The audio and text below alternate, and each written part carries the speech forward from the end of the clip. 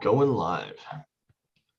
We're actually on the ball tonight. I had everything plugged in, ready to go. YouTube says we are up and live and rolling.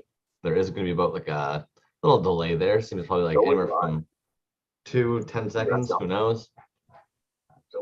Oh, yeah, there we go. There's skilled one in the house. Everything plugged in. Cool. Appreciate everybody coming in. Man, feels like this week just flew. It always feels like the week just flew right by, man. Jazz Wizzy up in the piece. Very nice. What up? What up? What up? What up? Pete Morin. Yeah. Good old Kumo P. Holy crap, you guys are funneling in tonight. My goodness. Turn my volume up. No maple syrup in the coffee tonight. Fuck. Missed that. Missed it. I'm already sitting. I literally took a sip and I was like, oh, that was such a nice little sweet treat. How you doing tonight, BJ man? I'm good, man. How are you? It is hot where I'm at. I'm not sure where you're at, but good Lord, we are in the middle of a dude. Man, we got 110 plus for the next.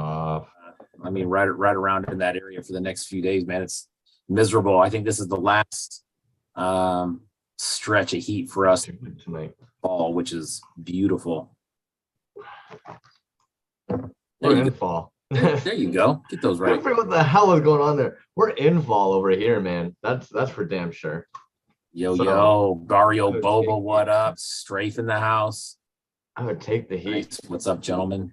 Kitty Chops. What is going on? Not familiar with Kitty Chops. Drop your IG tag if you feel so inclined. That helps us sometimes know who you are a little bit better as we get familiarized with it. Skilled One dropped me a hilarious picture before this. I asked him for tiny toy dicks or get the fuck out. I got my tiny little toy dick pics. So Skilled One, thank you for that, man. Yeah, and just so everybody can enjoy what I had to see there. There you go. There's some tiny toy dicks. So there you go. there you go, everybody. Get some tiny toy dicks. You asked and you received. This toy scene provides. That's good. Fuck. Vomiting droids in the house. Sandwiches. Come get it. Oh, jeez, Louise. Oh, man. How you doing, man? I'm doing great always, dude. I really sincerely do look forward to these Thursday evenings. You guys, like, honestly, I'd even kind of forgot. Actually, Como P reminded me yesterday. He asked me if there's anything special happening on the Toyz Alive tonight. And I was like, holy shit, that's tomorrow. No shit. Thanks. I know, man. It comes up quick, dude. Like, you know, once you start Monday, it really starts flying. Barrel Boba's been on fire lately. Holy shit, there's a sandwich in every beer. Yeah, man, on the verge of a 4-day weekend out here. So that's always encouraging. What's up, Paul? Yeah, we got Yo, Fletch, come on in, dude. I want to see your pretty face. Oh, I'm on video, mate. Hang on. Sorry. And how come you guys have a 4-day weekend? Explain this to me and other people who are American. Well, Labor Day is on Monday. That's a federal holiday. Okay. And then Friday for the unions out here, most unions that I work with have Friday off, which means there's nobody out working in the field. I'm not part of the union, but I work almost primarily with unions. And so if they're off, I'm off. So that means I got Friday and Monday. So it's just the way it is. Jimmy Folklore, who brought chocolate tacos? That's what I'm talking about. You know, dog. He dropped that, and instantly my brain was like, "Fuck, there's got to be a way to get some down here." It's like at this point, they come up almost every episode for what, 4 weeks, 5 weeks straight now. I gotta try one. See what the hell they're all about. Yeah, General Porpoise, Crashman, Monster Vat. Oh, snap. Thank you for coming in, everybody. Yo, Tycho's Tacos, dude. What shirt is that? That is fire, homie. Mecha Creek. Dirty. Oh, yeah. Man. Hey, Fletch, did you go to that thing last weekend down there? Nah, man, I saw it as well, and I'm like, I should go, but I had to make some skulls, and I made the man cave and shit for the little one. So, yeah, I didn't go, and I want to save money for decon now. Yeah, I hear you, man. I'm in total save mode right now. I haven't hit that. The shirt that he's wearing, Mecha Creech, that's a character by Swarm COD, SWMM COD. There you go. Super sick vinyl artist. He's a DJ, old school skate dude. He like, but he's kind of in mine and Fletch's neck of the woods out in Fremont, and he has a store out there called Toy Trauma. Coolest store. Yeah, and it's in like Old Town, like Fremont Niles area, which is kind of an interesting little area. But they had a big like event last weekend. I saw clips, and it looked like they had a bunch of tables out there. It looked like they had some good stuff. I always mean to make it out there, man. I'm not pulling him up on IG. Am I crazy? So many cool, dope, man. Shops out there, but his shop's definitely the fucking coolest. The record store there is really dope too. Just Swarm COD? Yeah, it's like SWAM. Yeah. Yeah. Dope though, man. They have man, I'd say they probably have more designer toys or indie toys in there than I've seen in one place. And I can't believe I haven't been there. His hours are kind of weird, man. I used to have a job site that was out in that area that closed up. Now it was a high school that we finished. But it's just kind of weird hours to get there. But I do want to go, man. They have some great stuff. He was at Designer Con. I bought he painted one of the suckers that I have at sick paint work, man. There's a lot of cool stuff. Yeah, I got this from him as well. This guy's cool.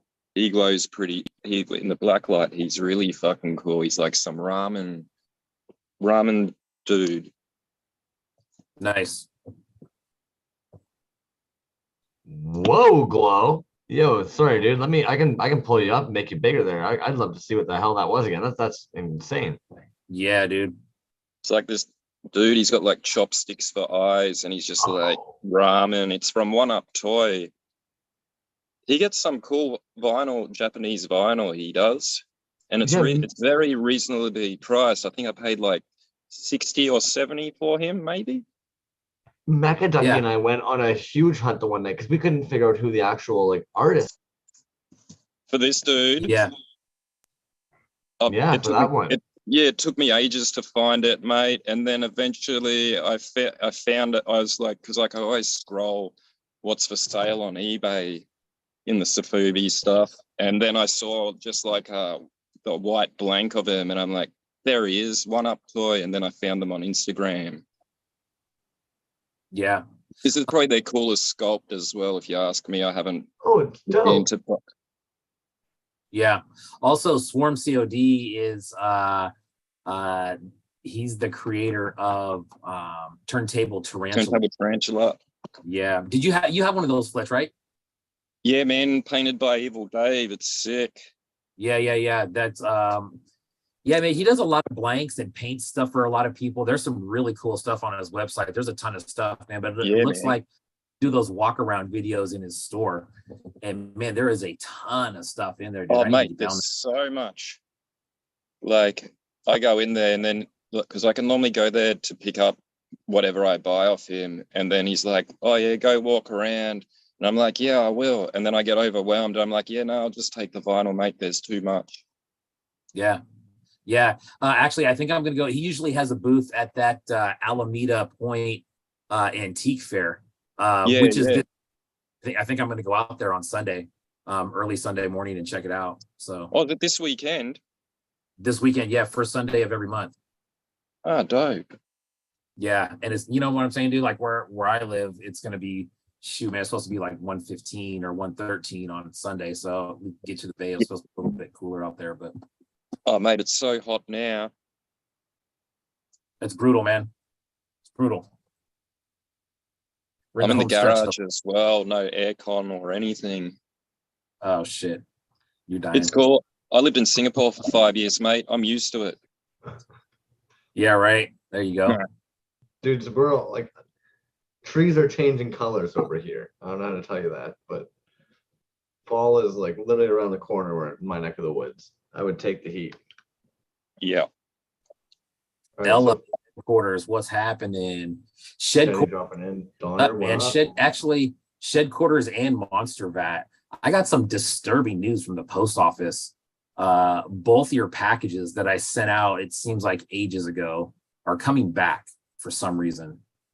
One to Canada, one to Australia. Shit. I've sent plenty of stuff international. I don't get it, man. It's the same process every time. The mail is fucked right now. Did you do a commercial invoice? I went to the post office, man, and I filled out one of their forms. What pisses me off is that you fill the form out there and someone has to input that information and make sure it's good to go to create the label, and then it goes out, but it still comes back. Like, I don't get it, man. It's just it's brutal.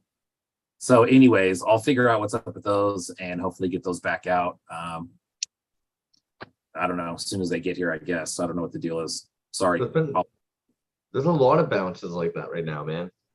The mail is I can't figure it out, man. It's actually the first time it's happened to me, so I don't really know. You know, the Australia one is kind of weird, man. It just, you know, once it leaves the United States, that's it for the tracking. There is no tracking once it gets to the other side. So you just no, they should be able to track it themselves though through the Ozpost website. Yeah, that's true. Yeah, I got to do some research, man. I just saw they were coming back, and I'm just like, Jesus. So, anyways, I got to look into it. But thank you. Anyways, what else is going on? Fletch like a pro over there. He's like some kind of NASCAR driver. He's got somebody bringing him water. I love it. I didn't even need it. I'm like, damn, I'm thirsty in my mind, and then all of a sudden it appeared. That's like stoner shared thoughts. Yeah. Hey, Lolly. Oh. And B-Man, you've got a fucking hefty pile over there to unbox. You're coming back with a vengeance. We all knew you would.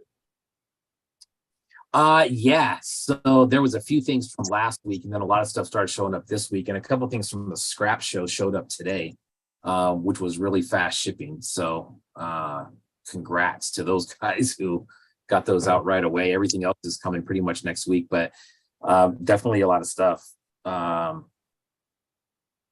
Yeah, we need some chocolate tacos to cool down. Agreed, 100%. Pirate, yeah, US. Those. Yeah. General Purpose says U.S. pirate ship. I've heard of that before. I need to look into that. I heard that's pretty cool. Vomiting Droids is offering door-to-door services for his deliveries. That would be rather expensive, my friend. But I agree. I get them. I'd be okay with that. Yeah, right. I'd love to have Vomiting Droids come bring a package. Actually, I haven't said shit about it because I wasn't sure if it was going to happen or not. Bootleg Sewer Mutants in Toronto. I'm going to see him Saturday. So I'm fucking. Oh, nice. Yes, very excited to see that, man, or see them, man. Are you? Have you ever met before? No, they're typically actually out in. Oh man. Yeah, they're out in BC. They're typically like on the other side of Canada. Canada's fucking really spread out. Yeah. I think he's been like crawling this way. It looks like he's been doing a lot of camping. I knew he was going to be up this way sometime at the end of August, sometime early September. He dropped it on me. Saturday's the day. So I am overjoyed, man. I'm sure a lot of us feel that way, right? It's almost like COVID kind of coming to a wrap up is actually feeling real as we're now able to venture out and meet some of these people that we've spent 2 years getting to know. And it's fucking Yeah, absolutely, man. And I think a lot of us kind of came in around that same time. I know this was an established thing before we came here, but that's, 2020 is right around the date that a lot of us kind of came in here. What up, Sam? Titty Beans in the house. Check this out, dude. So here's a quick story for Titty Beans. I hit him up with this message right before we started. I lost my bank card recently. I think I actually left it in the ATM machine at the bank. Not the first time that's happened. When that happens, they cannot give you the same card number. So you have to get a new card number, and all your payments hooked up through that card end up getting declined, right? If you don't switch it up. So of course, the one that I forgot, my Titty Bean Patreon. So that got, I hadn't switched over to the new card number yet. So they tried to run it on the old number. Did not go through. So anyways, apologies, buddy. I will fix that right after the show. So make sure I get my stuff. So many stories tonight. God. God damn. Yeah, we got stuff to take care of too, man. Fletch, let's man, so when you want to talk about shows and drops, you want to do that now? You want to do that later? I want to see Fletch's Dubos art. And if he's down to share. Yeah. I am down to share. I'm curious what you're grabbing, man. I feel like it's been a while. Spice Dreezy, what is going on? I didn't even see you sneak in, man. Where is my chopper? Nim Studios, what's up?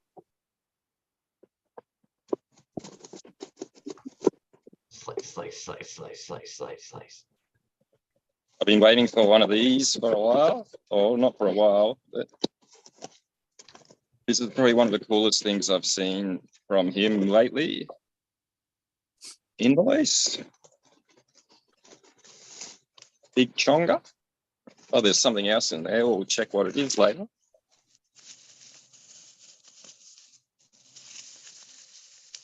But you look very metal vocalist this evening. Like you literally look like you're like backstage about to put on a fucking killer ass show.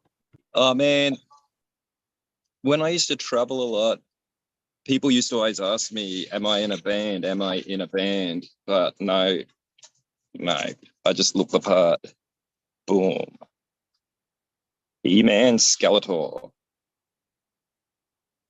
Oh, that is sick.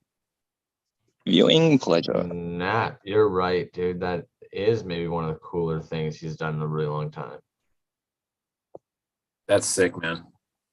Hell yeah. And then What the fuck? He's a big chunky boy as well. Let's charge him up some because Dubo's always got the good glow. I feel like Dubo was one of those ones as well. That's like he was just one of the boys and then blew up quick. All right. Put the work in. Jeez. Jeez. So. Yeah. Is he on the camera still? Yeah. We're watching you. It might be because if you're on your phone, you might only be able to see like who's talking at the moment. But I've got it on the gallery. Oh no, I've got my cell phone, but I've got one of those folding phones the other day, so the screen's like in half. But oh yeah, he was cool. Now let's see how this can't get in here.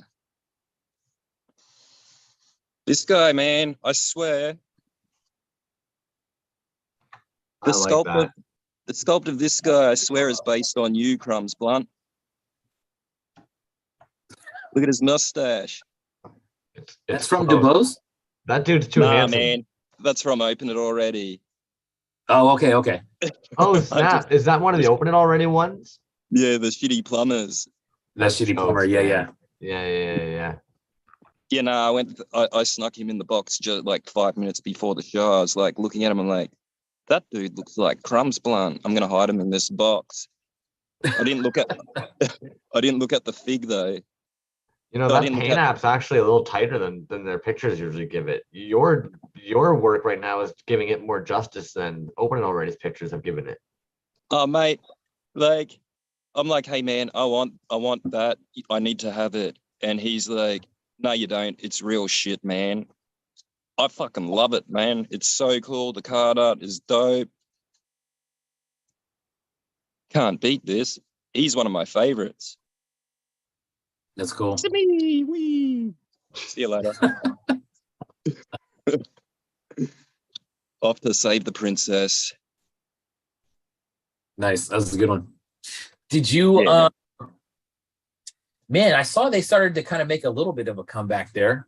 For a minute, they looked like they were starting to maybe do some new stuff. How old is that one? That's a oh man, I got him probably last year, maybe. Yeah. Around this time last year, maybe even like possibly before summer. Yeah, but I was speaking to the other day, and he said he's got like some ideas going, so he's probably gonna make something soon. Nice. Again. Well, I know, like, unfortunately, Trash Can's on a little bit of a hiatus at the moment. Yeah, mate, he hasn't made anything for a long time. Yeah. But he's always got great work. Great work. Oh man, I got so many pieces from him. I still haven't posted quite a few of them either. Oh, it takes time, man. Yeah. Oh well, man, he hasn't released anything for like 6 months, and then these are all from like probably last year as well. Right. I've got so much stuff I've just never posted. I'm like, I'll post that next week, but then more stuff comes in, and then I'm like, I'll post that next week. And now I've got like 3 years worth of next week. B to the J and I have had many conversations about that, man. Yeah, dude, where does it stop, man? And then I started, just from the last couple of weeks, I just kind of started digging in some of my, posts from a couple years ago and started running those on my stories again, just to kind of bring them back up. Bring back, yeah.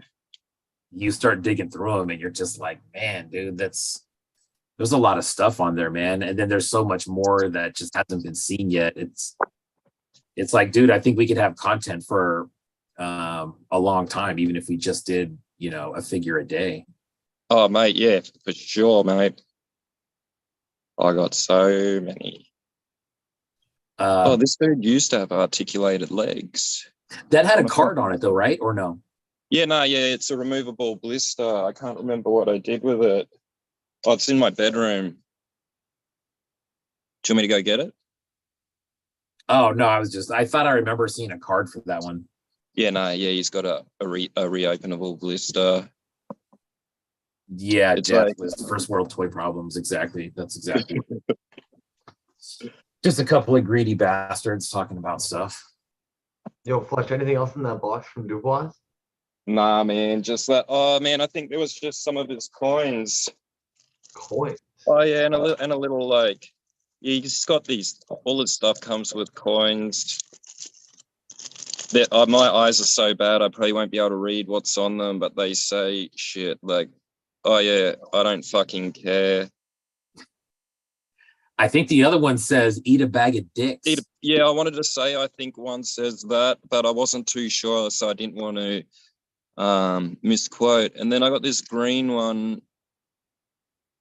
Yeah, this is, okay, man, it's so hard to read, but that does say eat a bag of dicks. I made out the eat, and that's all I can make out on it. Yeah. I also saw in their story, they have some 4x4 stickers, circular stickers of eat a bag of dicks. And that's, I think their next 50 orders, he was going to throw one in there. It's like a vinyl off, not really a sticker, kind of like a window sticker. You know what I mean? Removable. Yeah. I think I saw that. Yeah, little plague doctor. Yeah. He's cool. I think I've got quite a few of these now. I got like quite a few bigs from him I haven't posted too. Oh well. Yeah. I'm glad that Jazz was in that same boat, like 10 months behind. It's like, okay. So when I finally post a bunch of old shit, you guys won't be like, but that figure's old. Nah, man. I sometimes wonder that as well. I'm like, damn, can I even post that now? I'm like, who cares? Yeah. Yeah, it's crazy, man. You can really kind of see like somebody's work over a certain amount of time, and then you see that old one, and you're just like, man, their work doesn't even look like this anymore. You know, it's still cool, man, to bring up those old ones. I think a grail piece for me is actually, I've got a bad habit, and probably all of us toy dudes do. You're creeping one of the homies' toy pages, and you basically like just spin the fucking wheel. You go to like the fucking very bottom, and you start just creeping at the very base of their page. And I remember when I was going to interview Titty Bat Bean way back in the day, I was scrolling through his page, and I was liking a bunch of old shit. And then I apologized afterwards, being like, "Oh fuck, man, I didn't even think about like the downpour of notifications. I was just stoned liking all your shit." But then the next package I got, he ended up including in probably like one of like the first like couple of figures he ended up casting in there, and it's insane to me. I know there's a couple of us other collectors out there that have a very early Titty Bean piece, but he's one that it's actually just insane to see one of those like first casts with the Lego pegs, and then to see like his work now and just be like, damn. Yeah. Especially if you've got anything with a paint app on it. Damn. For sure. Absolutely. I'm sorry, you were talking about Titty Bean? Yeah, titty bean toys. Yeah. To have like an early day titty bean toys, like almost like a first cast or something that he did, and be able to have that on your shelf or in your collection. And I know there's a few of you guys out there that have very, very, very early titty pieces, and he remembers who likes what. If you want to see it, I have a real early titty bean piece that I was just kind of moving around the other day. It was in the case, and it blows me away, dude. It blows me away, like what it was then, what it is now. And I think this piece, the one I'm talking about, was a throw-in, so it was an extra. So it was a titty bean extra from like, you know, what, 2 to 3 years ago now. And it is rough, dude. I mean, I love it, but it's rough. It's rough because he was early in his casting, but I'll admit, man, the one I have, I would love to see him make the figure of it. It's just a great actual, it's like an actually like really, really cool kit bash. I love it. It's great. Barrio Boba said he's at the age where he's got to post something right when he gets it in. So on the flip side of that, I had posted a resin skull dangler, 4-inch skull dangler from DeBose, probably, I don't know, maybe a month ago or something like that. And I had this big thing on there about like, you know, how I've had it for a long time and I never posted it and blah, blah, blah. And son of a bitch, if I wasn't scrolling through my own damn feed and saw that I posted that thing like over a year ago. Yeah, man, that's the only skull dangler I've got, and I think I got it. It's the pickle green one, and I think because you posted it, I didn't bother posting it. I think, funny, man, I've actually posted that one twice now. Yeah, I know. So I'm cool definitely not posting it now. Yeah, the longest. I'm sitting on a Rainbow Yawn interview from an Easter of 2020. Oh, wow. He came a long way. Wow, Easter of 2020, man, that's before I was even, I think I made my first post like around November-ish of 2020. That's funny, but I remember when Titty Bean, I don't know if it was last year, or not Titty Bean, but Rainbow Yawn, was it last year or the year before? He had those little Easter videos that he was doing. I think around. Yeah, maybe 2021 or something. Was like it that. 2021? Fair. Because I was thinking, I was like, wasn't this Easter before? So it's almost a year and like a bit. Motherfuck. Oh, jazz. Time goes so fast. It creeps by too fast, yet too fucking slow. The day-to-day is too slow, and yet the weeks just fucking fly, man. The months fly, the years fly. Fletch, dude, anything exciting, fun, new that you want to share with us before we let you get on with your evening tonight? No, not really. Hopefully next week my boxes turn up. Fuck yeah, dude, you'll be swimming in boxes. Oh yeah. Man, hey,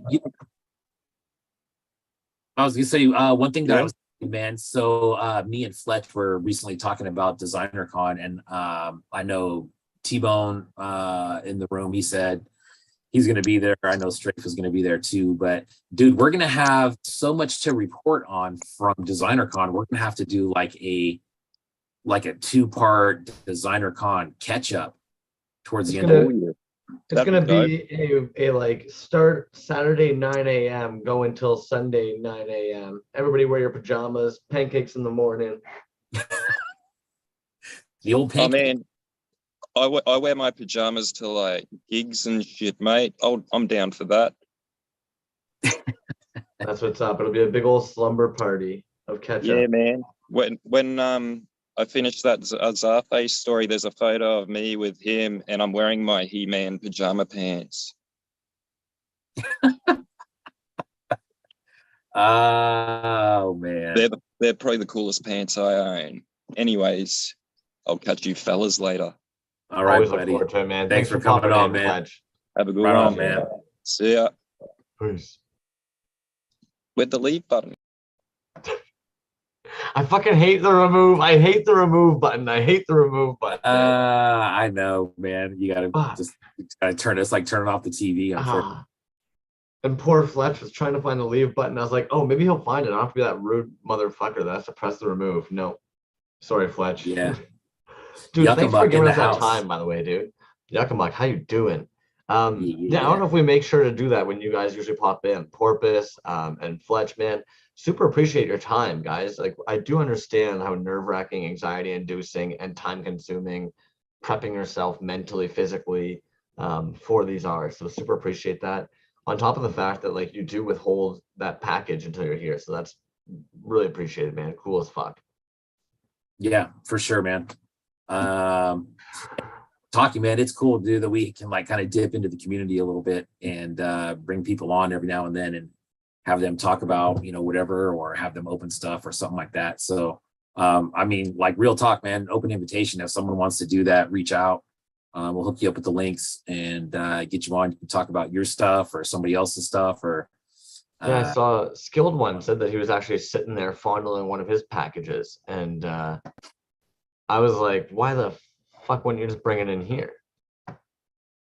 Skilled One, Yeah. snag one of those regular heads and they glow great. It's like, wow, would have been nice to see it. man, that Dubose He-Man head though, dude, those are sick, dude. So he's had a bunch of, man, he's done like Stormtrooper heads and Boba Fett heads, and got some sick stuff in there, man. That thing looked chunky. I mean, if that was all solid resin, which I'm sure it was, dude, that's a beast right there. Very cool.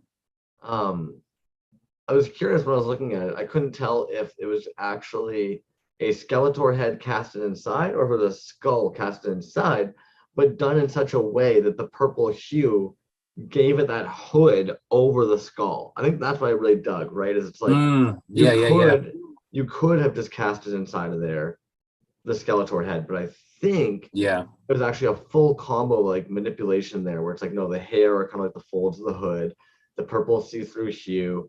That was great. It was great. Yeah. He's got a Fletch saying he's got the Mando one, but it's smaller.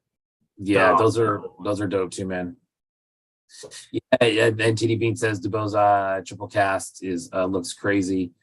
They really have some super cool stuff, man. That Skull Dangler is kind of like their main deal, but Skull Witch, I know Fletch has a couple of those. Those are super sick. When we talk about people coming in and seeing their collection, Titty Bean is somebody whose collection I'd love to get another tour of. It's been a little hot minute. I'd love to get a tour of his collection room. And the other day, actually, One Trick Pony, I don't know if you're watching, I'm going to call you out in the room. I sent him just a random ass bootleg picture of some of the Predator figures because I know that's something that he really likes. I got a response back of, oh yeah. And then all of a sudden, just like a scan across the shelf of every single one of the bootlegs I just sent him a picture of. And then all of a sudden, it's like, really like, boom, Predator, boom. And the whole time he's going across the wall, homie's just like, doing the fucking Predator noise. That's funny, dude. It's like, fuck right off, dude. Come on in there and show us those toys one of these days. Yeah, Predator is a good one, man. Predator, you don't see a whole lot of those get redone, but that's a good one, man. Good one, dude. What's up, man? You want to let's look at these giveaways real quick, huh? Let's do the giveaways, and then we'll probably need a reminder about the giveaways after that too, because the amount of news this week is insane. But I know there's a lot of you folks who are here this evening to see what the heck it is that B to the J's got in his little sack of goodies to give you. Did you say there's a lot of news tonight? Oh, I feel like there's a lot of news tonight. There's a lot of things to congratulate. There's a lot of shows coming up. Yeah, a lot of cool shit to kind of pop around on Instagram and see what's going on. Not to rush.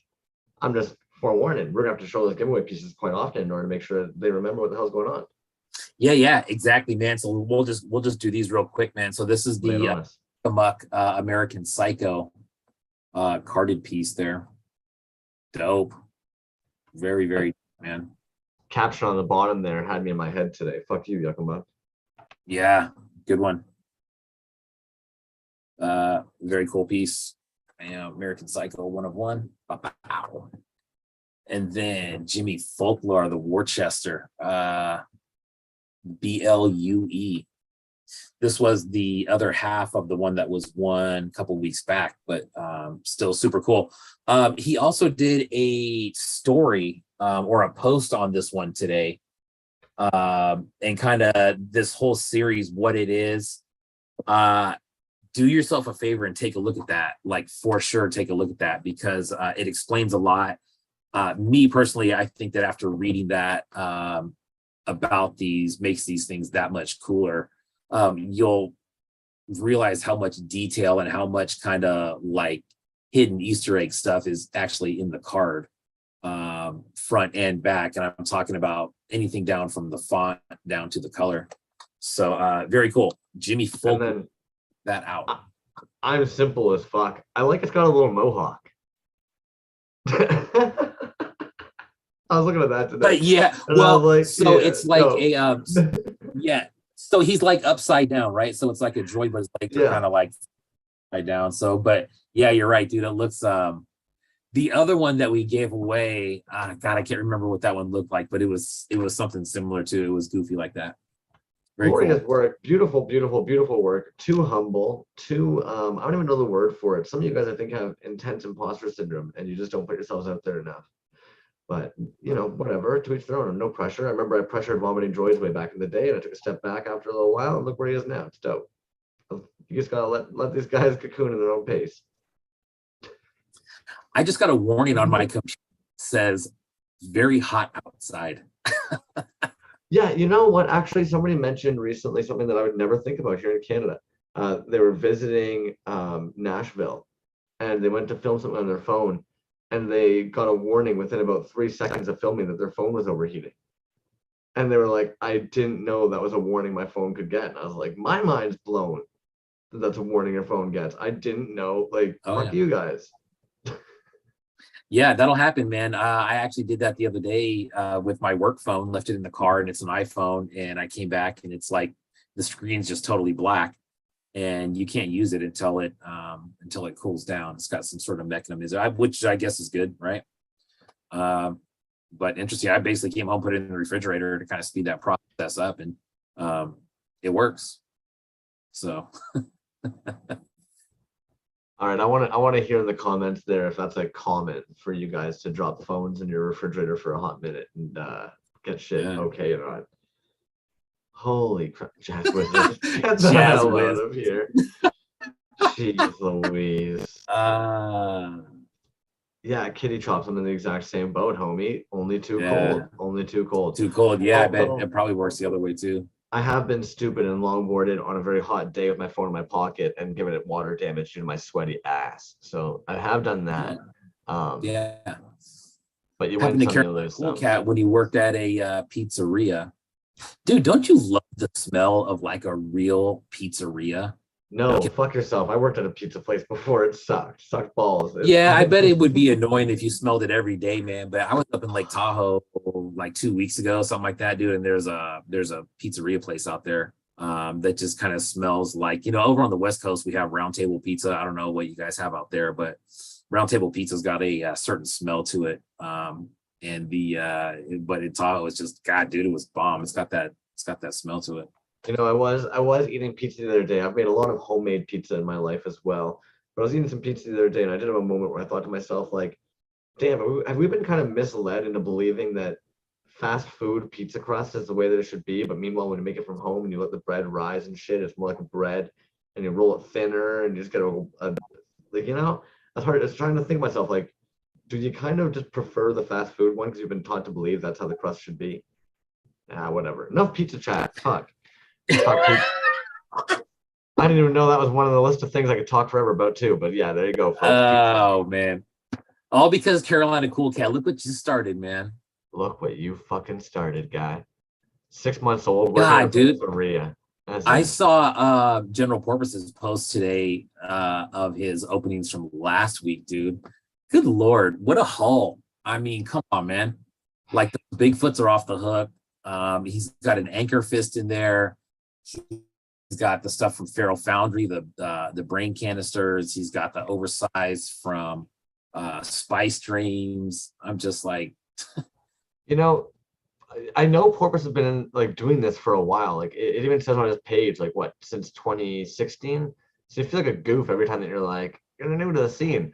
But I really do feel like it's almost like some kid just moved into the block from some fucking like new place, right? It's like when you're in school and some like new kid comes into the school and you're like, this kid's cool. We've been missing you here at the school. It's like, what the fuck, dude? Where was Porpoise all along? Yeah, right. I don't know, man. I'm gonna share this real quick because for anybody who's missed this post by Porpoise here, it's pretty impressive in my opinion. This was his haul from last week's episode. So oh man, that's what I'm talking about, bro. Like, good. Oh, I forgot, dude. The Astro Plastics was in there. The Healy Maid's in there. Omni-Res piece is in there. Omni-Res creeping over here. He got a fantastic canister from Fatal Foundry too. I was looking at that, thinking about that earlier. I'm like, God damn, that's a fantastic one. And some Janus Carolina Cool Cat, the sick Spice Dreezy, man. Yeah. I was like, holy shit, he went home, those Heelys.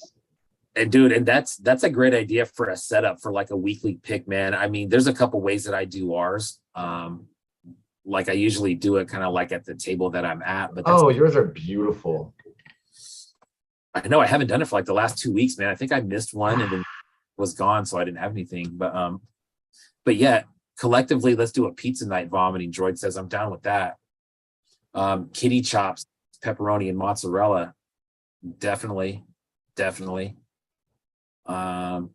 You carnivores. Anyways, and there it is. Are you a vegetarian? Are you a vegetarian? I don't want to put you on blast or anything, but are you a vegetarian? Yeah. But I'm not one of those weird ones. Not one of those weird ones. Don't kill me. Okay. It's cool, man. It's funny. My daughter was actually, she experimented with that for about 2 years. Because one of my nieces was doing it. And I don't know, man. Some people it sticks around. Some people it doesn't. It's interesting. Yeah, it is what it is, man. Absolutely. And the intensity varies for sure. I mean, admittedly, I've been one since I was 4 years old. I will admit, like, I don't give a fuck, man. Lay some poutine on me. I'm fucking eating that shit. Lay some chicken noodle soup on me without the actual like chicken blobs in there. Lay it on me. You know, like I don't care. But I do understand there's some people out there where it's like, you know, Putin came from the fat of an animal, leave her be. Pineapple on pizza is fantastic. I am willing to fucking go to the grave on that.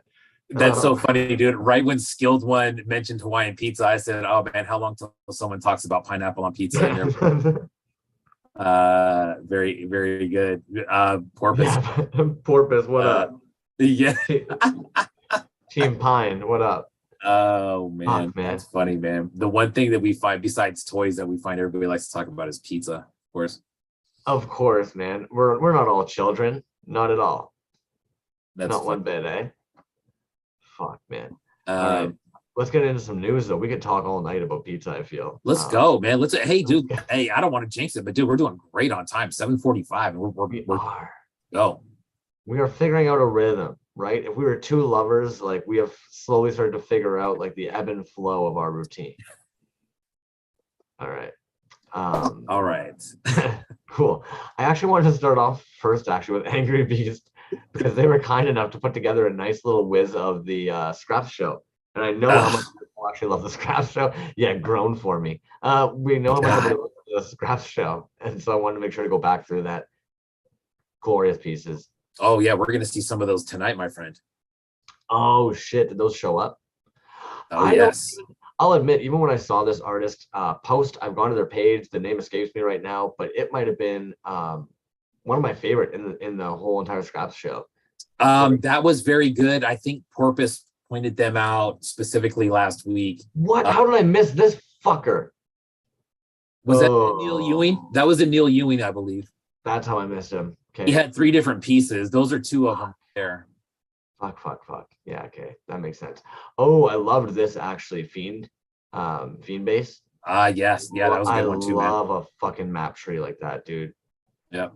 Crimson Guard Immoral right there, bro. Off the hook. That is one of my favorite artists right now.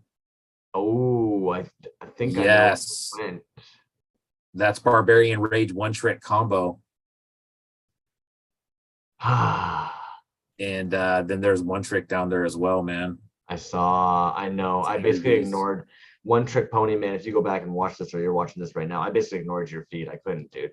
I wasn't in a spot to grab some scrappies, and like the last person's page I wanted to see was fucking One Trick Ponies. So sorry guys. That's just how she goes sometimes.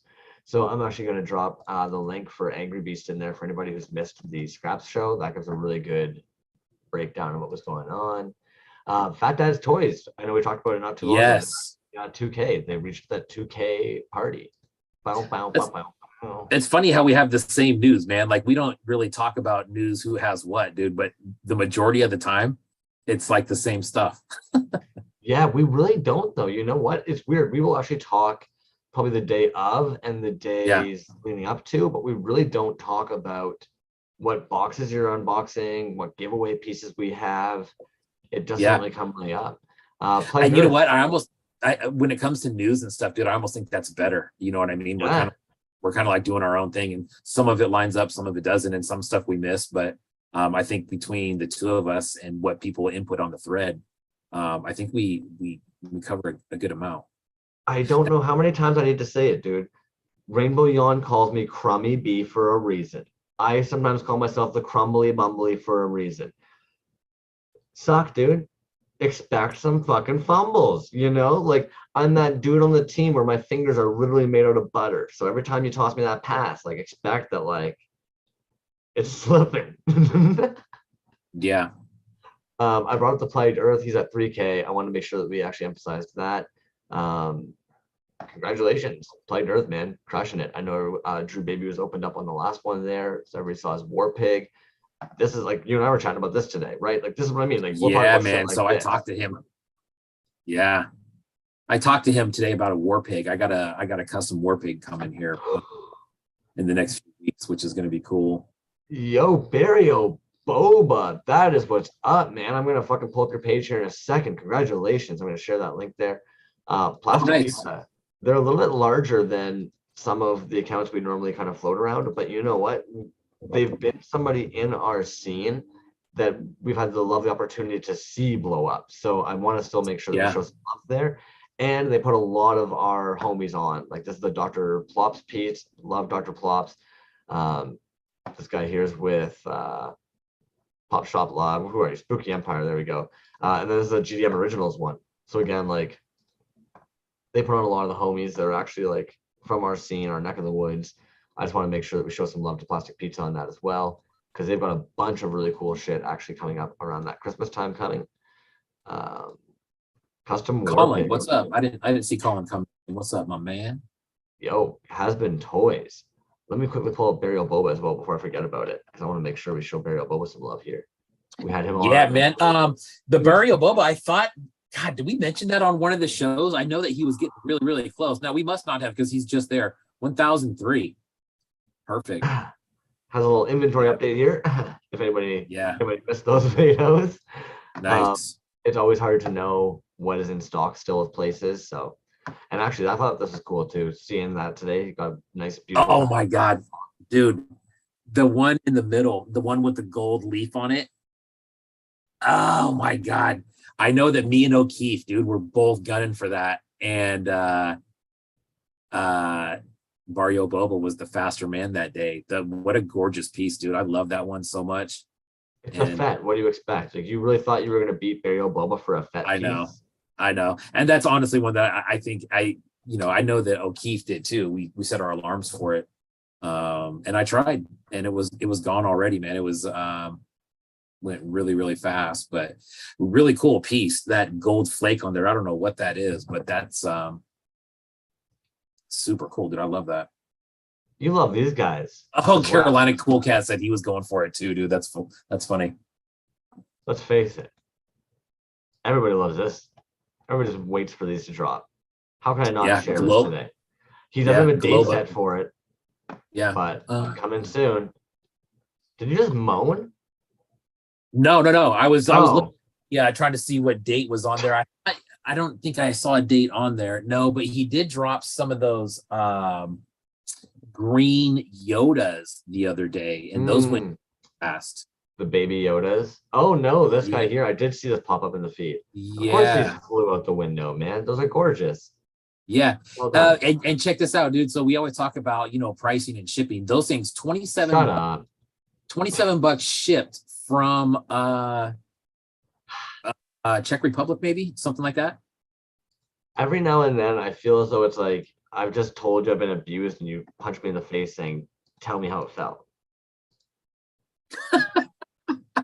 So 4% is Paramore Glow, super strong. Yes, that is. Yes. is all facts right there.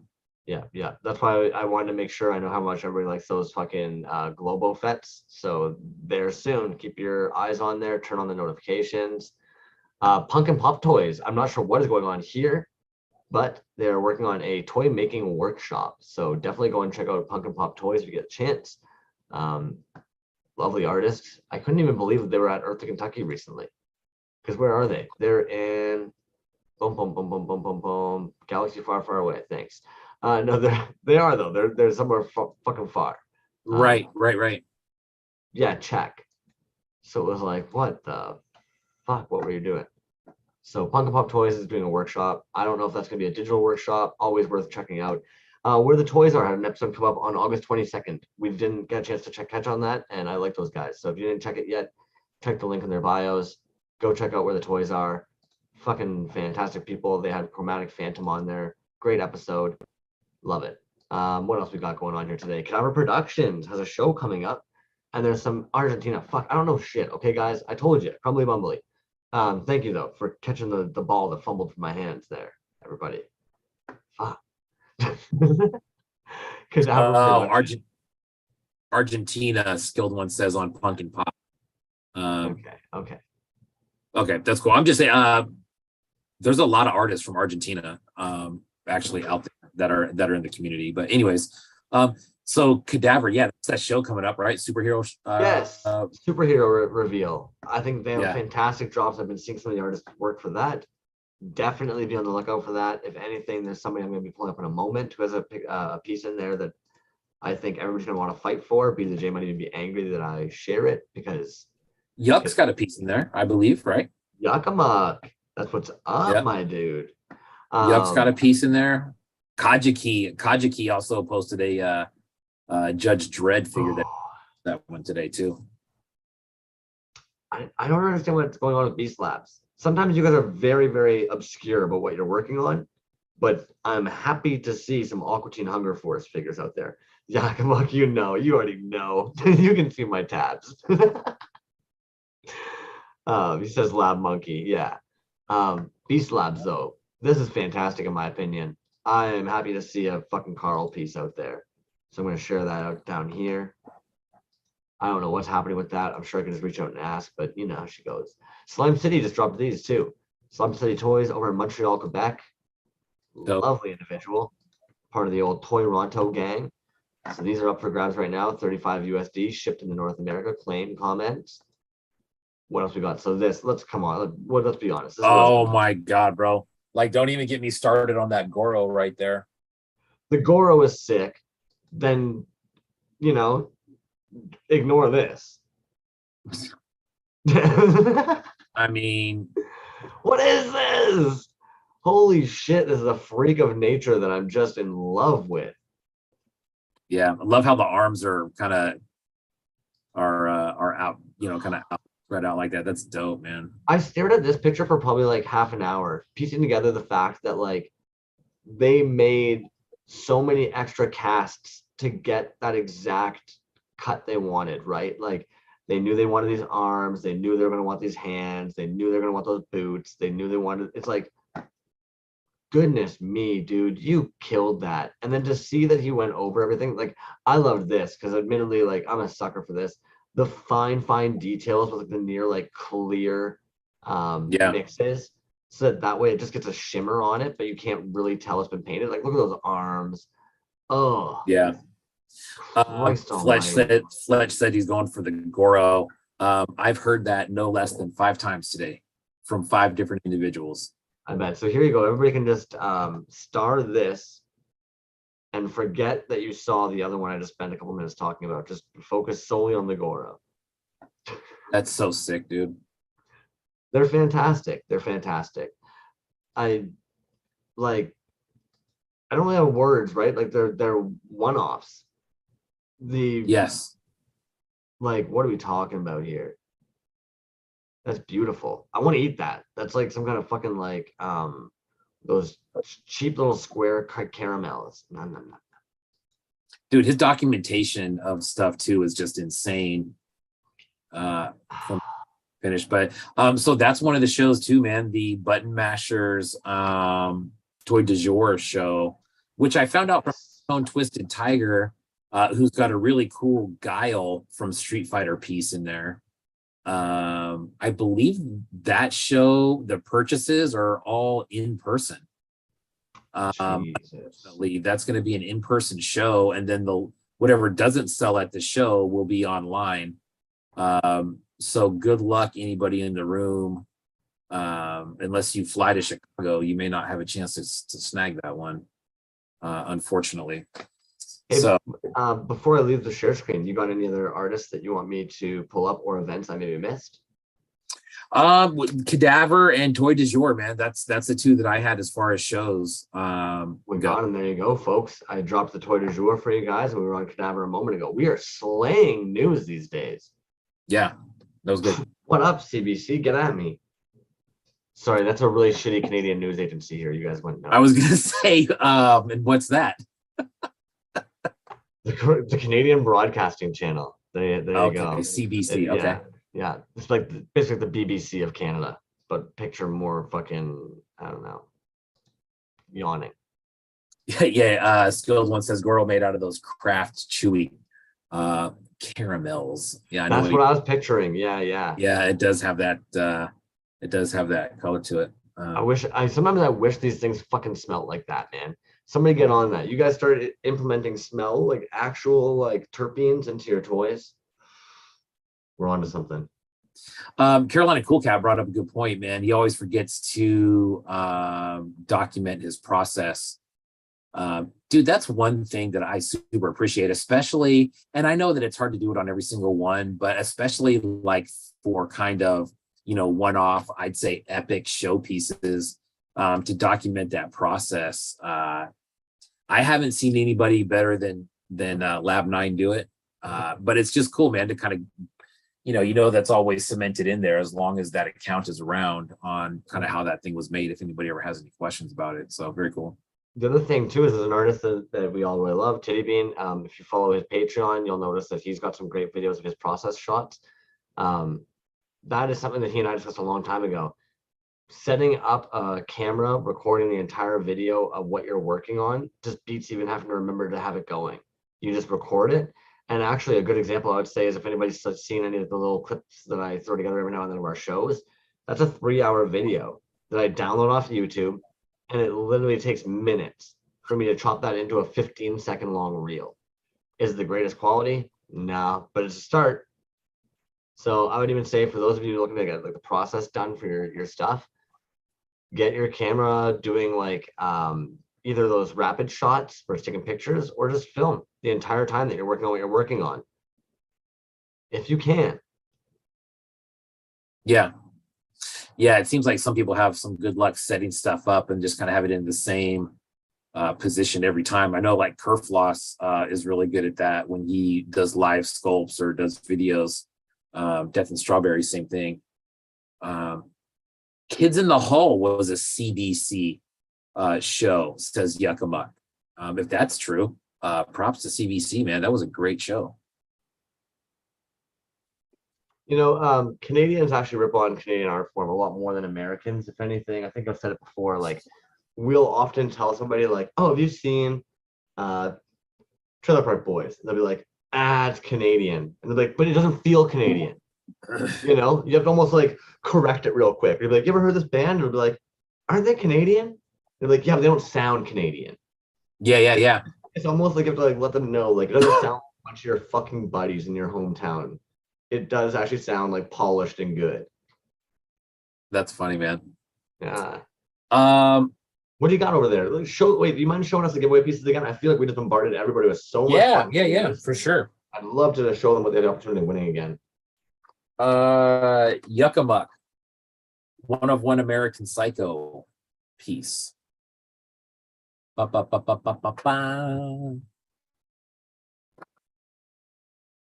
Jimmy Folklore. Worcester or Wooster, or however you want to say it. Your call. Really cool card too. Both of these cards thick, nice, very good quality on both of those. Looks like 6x9 and 6x8 ish on those, if you're wondering. Fucking backers. I was thinking about the other night, you know what? I've got to do something where I'm gonna probably take wood and sand like a crevasse across it, make a little slit, and that way I can slide the backers into the slit and just carefully remove all the figures, because this is nothing against you guys whatsoever who do the backers. I get it. When they're sealed and I can't open them, I actually do have restraint. I keep them sealed. But there's very few backers that will actually stay sealed forever through the test of time when you give all the humidity changes and weather changes and temperature changes. And there's nothing scarier than all of a sudden seeing a fucking bubble fall off the wall when you've got it hanging pretty high. So if you ever see me have removed one of your pieces, it's not a sign of disrespect. I didn't lick the fuck out of your piece. I just wanted to put it on a safe manner. That's it. Yeah. And I mean, honestly, bro, I have a drawer full of repairs. Unfortunately, that I just have to cycle through, you know. And you're right, dude. That's, you know, with the changing weather, sometimes glue doesn't hold, sometimes Velcro doesn't hold, and you know, if that falls, more than likely the figure falls, and sometimes there could be a problem, which is just kind of the nature of the beast, I guess. I would even say what's kind of trippy about it, and most of you guys are collectors, you get it. It's almost like this weird shame. You've been entrusted. It's like babysitting somebody's kid and they've just fucking got a concussion or something while under your watch, right? It's not this weird, like, I spent so much money on this and it's broken now. Personally, honestly, like most of the time, if it's a falling situation or damages, you feel like you broke that artist's trust. Yeah. They made one of those and you fucked it. Yeah, I feel you, man. I'm honestly embarrassed of my drawer. I swear, man, if I put a camera in that drawer of repairs, everybody in this room would slap the shit out of me, east to west, for sure. One of these days we'll make you do it. Yeah. Very, very embarrassed by that, but they always get repaired and they get back on display right away. So you have a few casters right by you, actually, that you could always turn to for some help too. You've got fucking Hurt Toyz right there. Yes. That dude could probably help you in any pinch if you had something. And Fletch. And he has. You know, sometimes to get a repair going, you got to hold stuff for a long time in certain positions that's not natural, and so you got to come up with something to do that. And he is always right on top of that. So. Hurt, man. Stand up chat. Let's you want to open some stuff, or please do. What are you most excited to open? Because I want you to save that for last. Well, I don't know, man. They're all pretty good. They're all actually very good. I'll be honest with you. Terrible Toy Works I opened ahead of time because I saw Fletch's last week, and there's no way I could, you know, stare at that thing for a week. That's that Spectre. That thing's amazing. I've already taken pictures of it. I had it in my hand for about 5 minutes, and I went right to the photo booth with it because it's so, and it's not handy. And it's not just the figure; it's the packaging. It's the, it's incredible. We'll get to that one. You got it handy there? I do. You want to take a look at that one first? Yeah. Because the pictures are so difficult. No offense, Terrible Toy Works. I love your fucking work. The pictures are kind of hard to dissect. Admittedly, my wonderful girlfriend was asking me about that figure because I had to show her how fucking dope that figure was. She was asking me about the highlights of what we saw. I was like, you know what? Fletch got this beautiful piece by Terrible Toy Works. Absolutely fantastic. And I felt like a dummy because when they were like, how'd they do that? I knew how you guys did it, but it's so well done that I couldn't quite give like the full, like, this is how they did it. It was more like, shit, you know, two typically do that. A, B, C, D, E, F, G, list goes on. How they did that? Yeah, I know, man. It's a lot of work, bro. I mean, like, I'm looking at this box right now.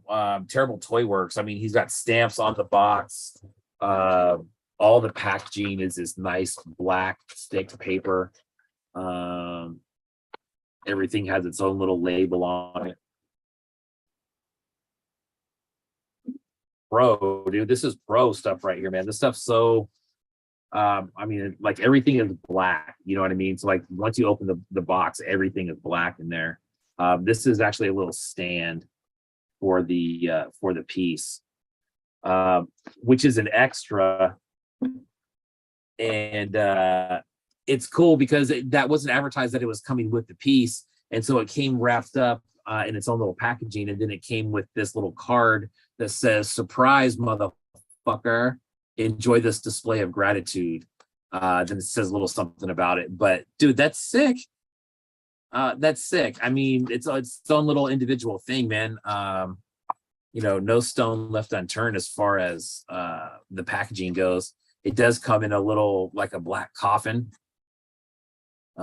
which is signed on the side there. Super sick, dude. Packaging inside, there's no way this thing is gonna show up broken with the way that it's wrapped up. But I mean, we saw Fletch's last week, man, and I don't really know what I can add to it besides it's just downright amazing. Lots of stickies in there. Bam. Give me a nice little chunk of those. Thank you very much. I'll be sending some of those back out into the universe. But let's take a look at this piece real quick, man. Yeah, like nothing against anybody out there in the scene right now, but between this piece and Porpoise, like the bar has been set stupidly high for action figures going into 2023. For sure. Christ almighty.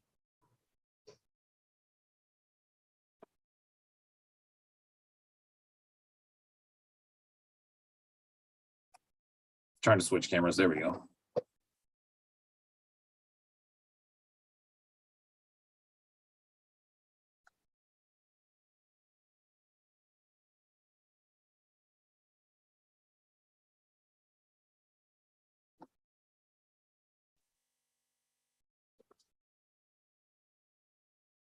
Sick, dude. I mean, it's like, you know, double cast, and you can see that it just kind of floats.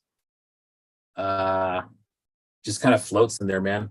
But no wonder it's so impossible to try and get like it photographed on the Instagram picture. Like it's impossible to try and photograph what the fuck is going on there. It's a translucent purple with a glow in the dark green double cast. It is stupid. It's so clean, man. It's one of those ones that I know is probably a hard resin, but it feels like my eyes want to scream 65D. Like that's stupid, dude. Bro, like that's what I'm saying. That is just, and exactly why right there that I took it in right away. I was like, oh my God. Look at those ribs, dog. Fuck, your new stand is cool.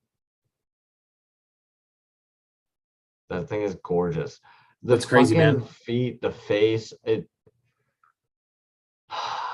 Yeah, skilled one says the legs and the feet float, dude. That's exactly what I'm talking about, bro. Shed Quarter says double casting on steroids. Yes, it's just, I mean, it's stupid good. It's just stupid good. There's more figures coming out in this series, and I can't wait. The next one is some sort of witch. But you saw, you know, the Dracula or the Phantom, the first one, and then this one is, I mean, damn, bro, that is just. I like it so much. Yeah, me too, man. That's one. I don't know. That's a good one. And it's, I don't know, maybe 5 inches. Solid resin. Terrible Toy Works. Like, I don't really know your process. I'm gonna have to creep your page, see if you share more of it, but like the level of consistency that I've seen for a batch, like what are we talking about, man? Think of trying to like mix up that purple hue that many times to whatever. Fuck. Sorry. Yeah, man, very cool. There was a really nice kind of card in there that talks about it. This was a edition of 20. This was number 2 out of 20. But very cool. Nice letter in there from him and his bride, he says. So very cool, man. If you guys aren't aware, like for anybody who's kind of like relatively new to the toy scene, love letters are like, it's like letters from camp, dude. I don't even know how to explain how nice they are. I even had to kind of chuckle when Fletch was looking at this package and he went, "Oh, it's an invoice." It's like, you're looking for love letters, man. They're always a nice little thing. And it's just like on your fucking birthday when you get something from Granny. Like, you do not look at the fucking toy till you read that fucking card. I'm gonna switch back over real quick, man. I want to show it on the stand. Please. That it comes with. Oh. So yeah, there's that.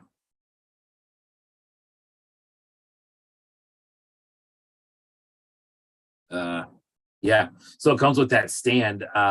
It's not magnetic or anything, but it's definitely what's very cool about it is you can kind of see that it's got the shape of the bottom of the piece, so it sits in there. What a beautiful touch.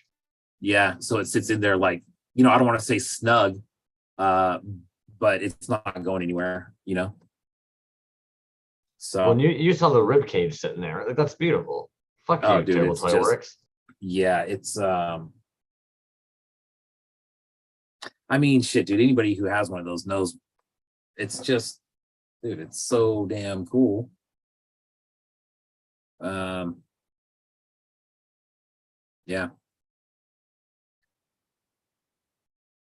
Yeah, that's one of the coolest toys I've seen this year. Yeah. Sorry, guys. So, anyways, overwhelming. Very cool, man. I know that we saw Fletch's last week, but I was thinking, dude, probably look at one of those every week. You know what I mean? Dude, on it, like I can't even explain. Like I literally feel almost like just overwhelmed by how dope that piece is. Yeah.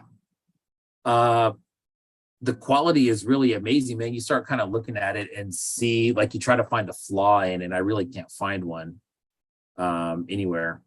And we were talking last week about how after you charge a piece up, stays lit for a little bit. Man, I'm looking at this one, dude, and the purple is like very translucent in there. I noticed that on Fletch's last week. It was this beautiful effect after he had charged it up, where it was like, okay, because under the black on like.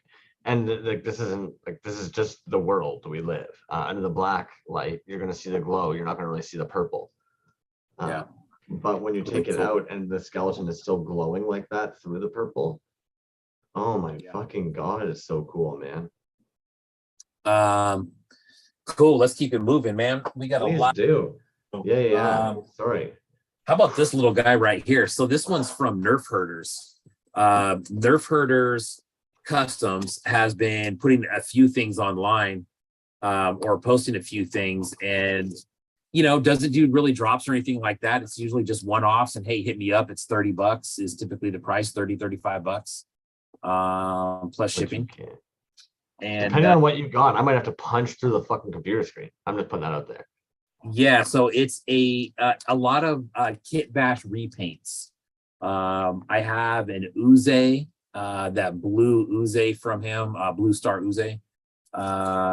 So this is what this is right here. I thought this was rad. This is what he posted the other day. This thing got here incredibly fast, by the way. I was not expecting this to come in, but showed up today. Which is that little Yoda. I don't know if anybody saw that the other day, but I'm gonna put that up there. Check that guy out right now.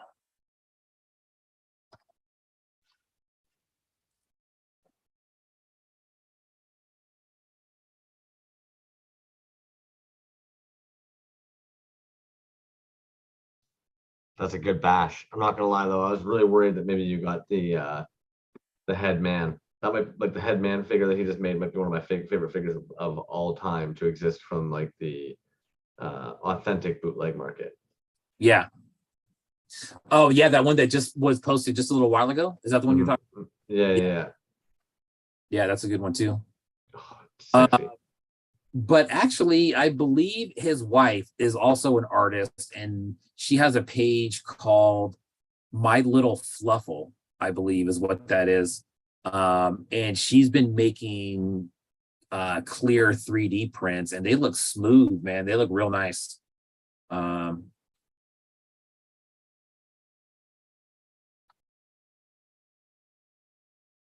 Yeah, Yuck says he loves that one. Me too, man. It was dope. I jumped on it right away. Like I said, this one was like I don't know, $30, $30 plus shipping, which I thought was well worth it. I noticed that today their prices are absurd. Yeah, really good. And it's always really clean, man. I know that he does put a clear coat on them when he's done, and it really they're just really, really clean looking figures, man. I bet you that dude would look really good next to did you end up getting one of the Yucca fucking little Vader tees? Yes. Yeah. There you go. Good point. I do have one. I just think those two little dudes look pretty cool together. Yeah, no, you're right. You're right. Yo, Titty, by the way, dude, gotta give you kudos. Your sticker game is fucking on point this last little bit. I didn't show that off last episode, but homie's got the fucking sticker game under lock. And I actually fucking love this. Sorry, dude, I know it's not your titty colors, but fuck. Love me some salmon. Nice one. Nice. Right, keep going. Yeah, I was gonna say, what else you got over there? So I'm gonna do this one just because there's two things in here. One of them is so this is two things. It's Boss Toy Creations and it's Barbarian Rage. You already know what I'm talking about. And I was gonna save it, but I'm not gonna save it because I just want to get it back out of the box. And I did open these, a couple of them, and I did tape them back up because in the picture, can't have open boxes in the picture. You know what I'm saying? So they're taped back up. Keeping the box under lock. Everyone. But this one I did do it too. So let's take a look at Boss Toy stuff. So I did not buy anything from Boss Toy that he made, but he did throw in a couple pieces, which is very cool. That is a like a clear green, like a Buddhator, pretty much. Skeletor on a Buddha body. And he also included one of these, which I've seen these in several different sizes. But these are the little, like the blocks that you had with the letters on them when you were a kid. That's an S and that's a Skeletor. I do have another one in green that's a little bit bigger than that, but that's the first thing that I saw from Boss Toy, was one of those. Very cool. You know what? Here's something that I also have from Boss Toy that's right in arm's reach is the Ukraine fist is what that is. Which this is actually a gift for somebody. I have a lot of friends. I work with a lot of friends from the Ukraine. They live in the Sacramento area, but Boss Toy, I believe, just did a drop of these or had something, not one just like this, but had a drop of these going. So check that out. Boss Toy Creations, bam. They're actually on my list of artists with work right now under $30. So we'll be pulling up that page at the end of the night as well. Yeah. Brilliant minds think alike, right? So yeah, there you go. So Boss Toy also put in quite a few stickers. Those are sick. I am Boss Toy BTC. This one's always cool. If you were in the punk scene in the mid 90s, that will hit home a little bit. And then there's another one, very cool sticker. So that's what he threw in for free. What I bought from him was not made by him. It was made by Barbarian Rage. And I have been looking for one of these for ages, and he threw one up on his story, and I snagged it, and it had been available for, oh, yeah, throwing a little button. Very cool, thank you. But the story had been up for a few minutes already, and I thought that I missed it, and I didn't. So this is it, man.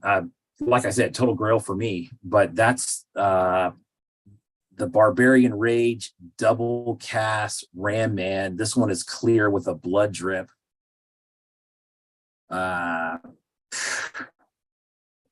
mean, another one, dude, like another double cast that's just off the charts, dude. The blood placement in the fists and in the feet.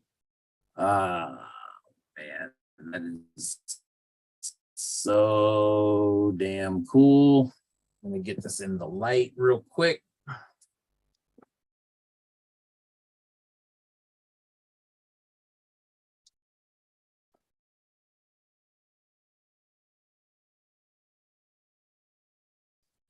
We're going to look at another piece tonight that I got from a guy who's got a couple of these things. They're not for sale, but they're almost cooler than this, which is saying something, but they're just incredible pieces.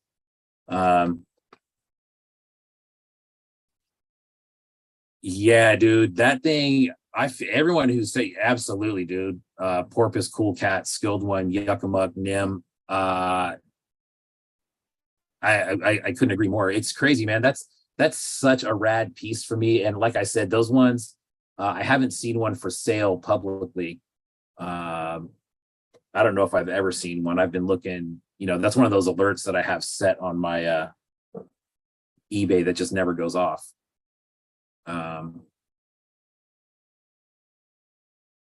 But great work, man. I don't know if he's, you know, if that's going to be an ongoing thing for him or what, but and I have no idea. Oh, and you know, the thing is, check this out too. The arms are actually articulate, man. Those are actually magnetic articulated arms in there. I'll move those real quick. But really, really solid magnet work too. Really nice clackability going on there. Nice and sturdy magnets. Yeah,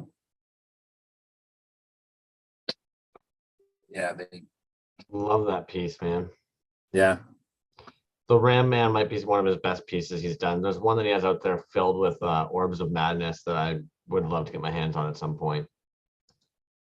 Yeah. Orbs of, I don't think I've seen that one, man. I don't, yeah, I'm not familiar with that one. Look at that beautiful guy. Oh my God. Yes, dude. Oh my God. I have seen that. I didn't know that was the name of it, but I have seen that. I don't know what he ended up calling it. I call it the Orbs of Madness one because I know it's filled with Orbs of Madness dudes. But yeah, it's beauty. That is wild. Yeah. Yeah, it does weigh a ton. Gorgeous. Yours is gorgeous. Thank you. It is. It does weigh a ton, man. It's solid resin. It's a beast, dude. But thrilled to get my hands on that one finally. I bet, dude. It's beautiful. All right, let's keep going. Yeah, if you don't mind, you open one more, and I'm going to go through all the names here. So anybody, we're at that point. I'm going to start collecting giveaway names. If you're in the chat and you'd like them to give away, but you know you haven't spoken up at all, please just chime in. I will do my due diligence to go through, grab everybody. I'm going to be honest with you guys. A lot of times when we're grabbing these, I am kind of bouncing between a couple screens, and we are dealing with anywhere from like a 2 second to like sometimes like Fletch was saying he had like a 30-second delay the last time he was on.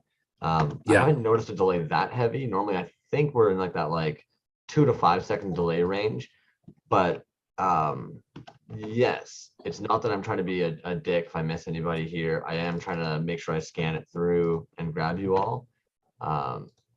If I miss you, please like chime in, and we will almost always try and make things right somehow, right? I know that we've fucked some giveaways in the past. You guys are usually pretty patient and calm and chill about it. But yes, there's just a lot that we are doing. So I appreciate you guys when you chime in that you do want to know the giveaways, or if I've missed you and you notice it. And we will sincerely try and make sure we catch you, because we want to make sure everybody has an opportunity to get one of these cool pieces. Who you open up next? Man, I'm gonna go with Healy. Oh, of course, the boy Healy. You know, actually, speaking of Healy, I gotta put this out there. It's interesting to me because I'm a weirdo and I like to look at metrics and data and collect shit. And it's interesting to me that, you know, quality versus quantity. I was looking at the Toyz Alive likes recently on the most recent post, and you know, it's sitting around like 38, 40 likes. But some of the fucking names that have liked that post, give me a break. Christmas. Yes. I love it, man. And I know that, you know, we kind of talked about it briefly, you and I, about last week, and how that worked out. The timing worked out really good with the scrap show. And what a beautiful show. Shout out to Angry Beast and Toxic Fumes and Lab 9. You listed 3 Canadians. Well, bro, I mean, and those guys, and I know that they're all very, very heavily involved in that show. It basically told us that, hey, man, we kind of scheduled our show in front of yours in hopes to maybe have it wrapped up by the time that you guys start your show, which I thought was incredibly generous of them and thoughtful. But I mean, you just look at the people who were in the room, not just, you know, for our community, and then some of the artists that were in there, man, whether they were saying something or not, dude, there was some amazing people in there, and that was a great show, dude. We opened so much stuff. Holy fuck. Oh man, that was crazy. You know, we're at a very interesting point, in my opinion, for some of the dudes who have been in the toy scene for a while. We're at a very interesting point. It's like a transitional period, in my opinion, personally, that I'm watching happen, where some of the homies are now reaching like legendary status, in my opinion. And there's this whole new wave of individuals that we're meeting and getting the chance and opportunity to see their work coming out. And it's just really neat to me, man, to see kind of like the up and comers, and also seeing our longtime homies all just fucking killing it. I don't even know. It's this weird, like, I'm not taking any responsibility. It's more like I'm just standing so close to your glow that it fucking is seeping in. That's all. Yeah. And I think, man, that's one of the really big turn-ons about this whole thing, right? Is that you see something, you know, you see something planted, and then you see it grow, you know, and you're literally watching it, you know, build post by post, follower by follower, and drop by drop. And it's crazy to see, man. It's very organic, especially when you see it, you know, Has Been Toys, Colin, one of the biggest homies in the room.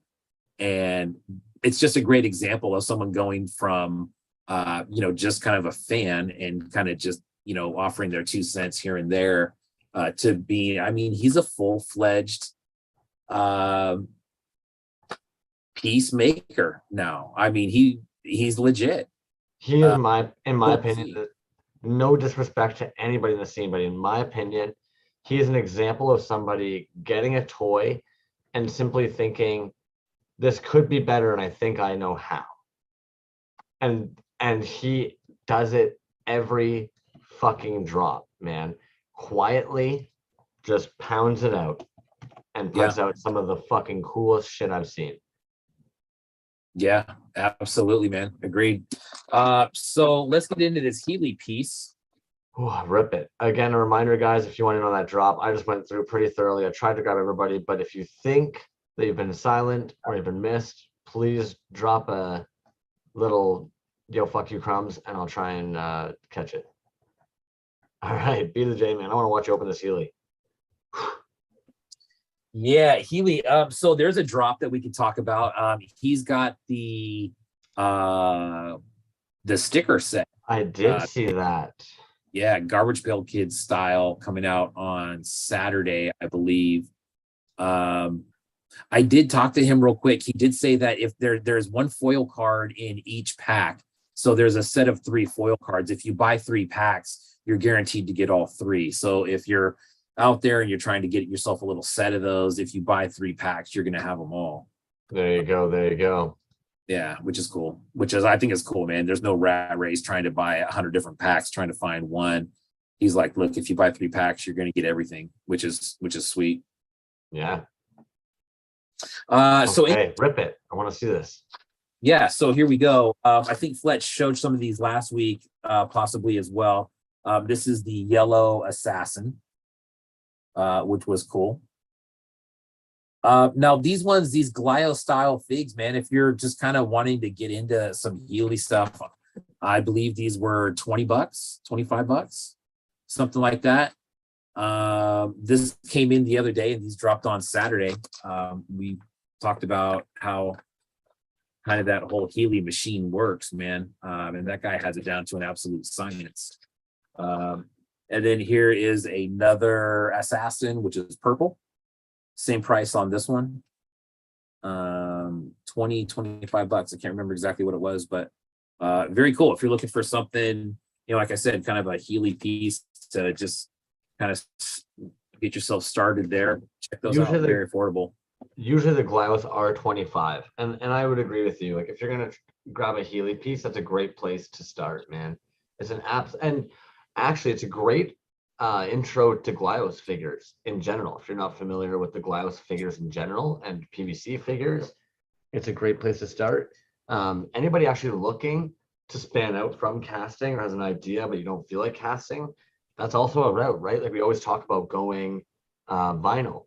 But when we look at things like Double G Toyz and his little MABA sets that he has, or we look at Healy made and those Raider figures, they're PVC, they're also factory. It's about bringing your design there. They'll make up a mold and get her going for you. And then it's a matter of ordering batches. It is still going to be costly for that first run, but. Yeah. Porpoise says the assassin, one of his favorite sculpts and character designs. I agree, man. It's very cool. Now, we said last week, I know that Green Plastic Tunnel's dad was the original sculptor of the Raider. And I don't know if he had something to do with the assassin too. I'm sure that's something that you could find. But he definitely did the Raider, which I think is, makes that whole Raider line even cooler. But this was the other piece. This is the other one that dropped the vinyl. That kind of, there was a name for this. The colorway, there was a certain name for it. I want to say it might have been blueberry, or I can't remember exactly what it was, but that's what that is. This is the 1, 2, 4, 5. I believe this is the seventh different one of these, 6 or 7. But yeah, that's sick, man. I'm gonna put that in the light here.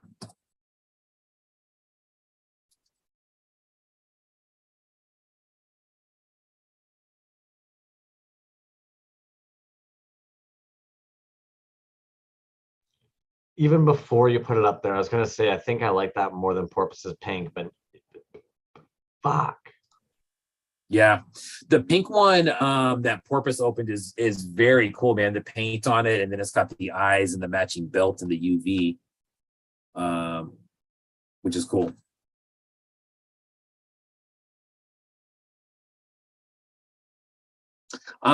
Jazz Wiz, I agree. You're right, man, and I think it's in the. Someone would have to chime in because I really don't know. But I believe it's all in the production process in that. I believe the smaller Glios figures, from what I understand, you can pump those out pretty good. The vinyl is a little. He only does the paint apps on the like Raiders and the Assassins. He only does the paint apps on them. Another good point from Fletch right there too. He said articulated ones are 3, right, and then the resin are hand pours, right?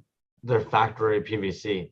That's why I was actually saying a moment ago that like if you want to get into making figures, but it's not really your jam to cast figures, that is a route you can do. It doesn't always have to be vinyl. You could go the PVC route. Like that's what he's done with his Raiders and Assassins.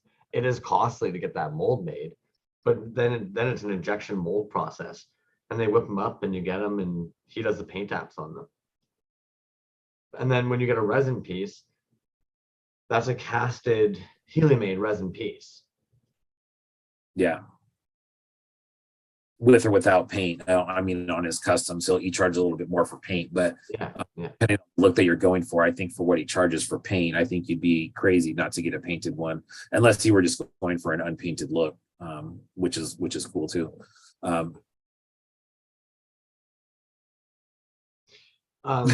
Jaswood, I don't think it's his blood. I'm almost 90% sure that he actually uses newborn babies. He goes to the hospital and just takes little pricks and drops it into the molds for those ones. Yeah. But close though. And for whatever reason, man, the resale market on these things, I believe it's one seller maybe, and I think they're in Japan, but they buy these and then they resell them on there, but they resell them for like $225, and then you're paying shipping from Japan, and it's the listing is really weird. What the name is under. Fletch could probably help me out. He knows what it is. But it says like for like vinyl centaur or something like that is what the description is. It's really bizarre. But whoever that is, and they've sold some. I can't believe that they've actually sold some, that people are buying those at that price, which is just crazy to me. Look around. There are other places that sell Healy stuff that you can land them at for almost what they were sold for at the original drop. But paying anything like $200 for something like that, man, that's crazy. That's crazy talk. Fletch, that's jokes, man. I don't know. You want to pull a giveaway? Yeah, let's do it, man. Let's do that first one. Cool. What were we doing first? Let's get that yucca-muck out into the world. Yucca-muck. Bam. Yeah. Put this in here and see if we can do a little something like this. What's the back say on there too? I love that. The back is just says American Psycho. Yucca-muck, 1 of 1. Yeah. Well done, Yuck, dude. You guys really cool paintwork, man. That the pinstriping is painted on there, which is way cool. There it is. So nice card too, man. I love that bright red. But like I said, the figure, I mean, check the figure out. It's that pinstriping on there.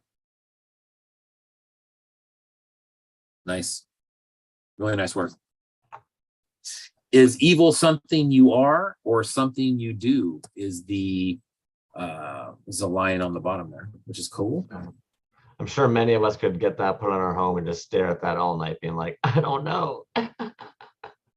Yeah. Yeah, exactly. So, and on the wheel, correct? Yeah, wheel's been filled up. You guys have been warned that I want to see your hand up in the air if I've missed you. So, wheel of names, it's pulled up. Boom. Like I said, try and get everybody in there. If I've missed anybody, please let me know. I do try and just copy and paste it. Why am I not seeing? Am I missing? No, there it is. Cool. So yeah, we're gonna wait a moment there, let you guys kind of catch up, see the wheel. We're so pro here. You know what? I've thought a couple times about switching up the wheel, but I just do feel like we're just so jank that like our wheel deserves to be janky as well. Why have a nice looking wheel? You know, I literally went to Google the one day to try and find something cooler, and I was like, nah, Toys Alive, like this is the kind of wheel we should have. Click to spin. That's what's up. I almost feel like we need one of those little whammies from Press Your Luck, that old game show. Needs to come out and do a dance or something. That'd be funny. Who's gonna get it tonight? Crashman 27. Crashman 27. Nice. Yeah, that's heck yeah, man. That's a new one for us, I believe. New winner. And if I'm not mistaken, I believe Crashman might be a part of where the toys are. Maybe I'm wrong. Okay. Catch me outside. But yeah, if that's true, Crashman, and you're in the Bay Area, this may be faster to get hand delivered to you. So let me know. Hit us up with your address, please, in the comment. Oh no, I'm sorry, not in the comments. DM us, either myself or Crumbs or the toy page. But congrats, man. American Psycho by Yuckamuck. Very, very cool piece. One of one. Winner, chicken dinner. Yuck, man. Thank you so much for donating that piece, by the way. I find that's insane when you guys do that. Kitty Chops, have a great evening. Thank you for popping in. I love the tag name there, Kitty Chops. I like how we had like 3 or 4 cats in here tonight. Fuck yeah. Yeah, nice. Right on, Kitty Chops. Thanks for stopping in. Thanks for you. Pineapple Pizza. Also, one of my favorites. Oh, there we go. I knew we were soulmates. Oh man, pineapple pizza. I'll tell you what, dude. A Hawaiian pizza from Round Table. I will slam that all day. No problem. Oh, man, I don't know what this Round Table is, but I'd love to try it sometime. Did you freeze? Oh, you froze for a moment. Street Fight SPDX, just dropping in. Got here late. No problem, man. I'm gonna add you into the wheel. You are now instantly entered in for the next giveaway that happens by being added into this wheel. That's what's up. Who else you got over there, BJ? I want to know who else you got. What you doing?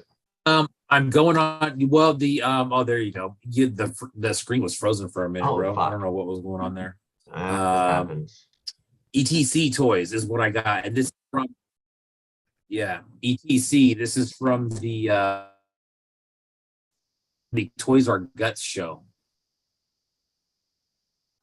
He's a big boy, big old vet. If you guys haven't seen it, fucking Mastercasters would probably be like the big old debut of Earth to Kentucky. No, fucking extraterrestrial toys. There we go. My goodness, E2C.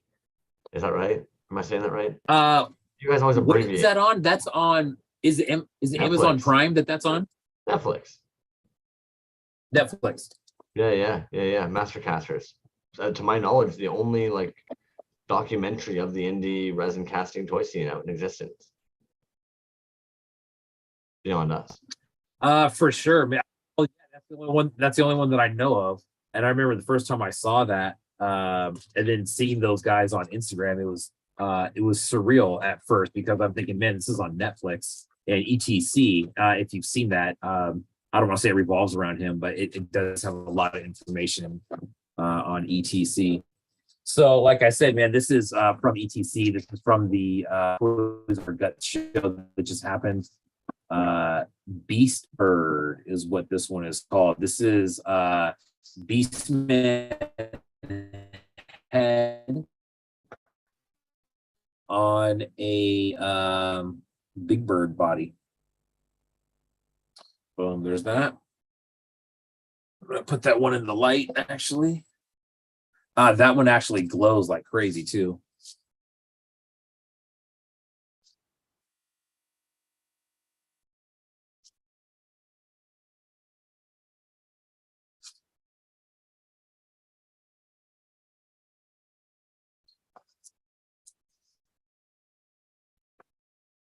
So there it is, Beast Bird on that one.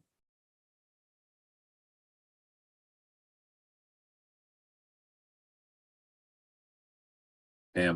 And I think ETC actually did a drop of these on his page. I know that if you hit him up, you can get one. But this one actually glows really cool.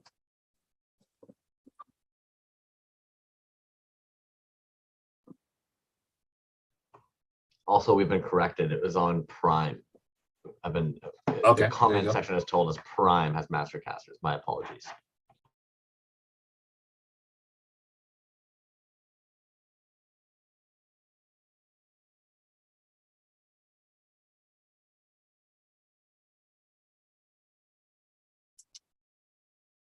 But yeah, check that out, man. That's a glow on it. That glows hard.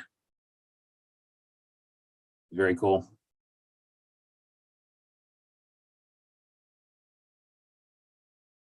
Yeah. So like I said, man, that came from the Toys R Guts show. That was a good show. I believe there was a number of those available. There may still be some left. That's fun as fuck, man. That figure came out Yeah, really good. hit Toys R Guts up for one of those. That was a cheap one, man. I want to say that was like $25, something like that. It was a cheap one. But there was a few of them. I chose that one because of the glow, of course. The glow is fat, but I'll be honest, the UV reaction on that was absolutely spectacular. Some Northern Lights shit. Yeah, and even just the regular color, man, it's a really cool like blue green. Which is, you know, just that regular color is sick too. Check that out. I mean, it's just, a lot of fun with that. A lot of fun with that. Yeah, the green undertones hiding in like those little spaces there. Fun. I love the sculpt actually too. That Big Bird sculpt is fun as dicks. Yeah, that's Mr. Burns as the alien on Simpsons Glow. It brings us peace. Sure does. Yeah. So, all right, man, that's that one. That was a good one. ETC, man. I mean, we were talking about beefy pieces and pieces that weigh a lot. If you've ever, you know, bought from ETC, unless it's a small piece, man, it's going to be a chunky boy. Usually, man.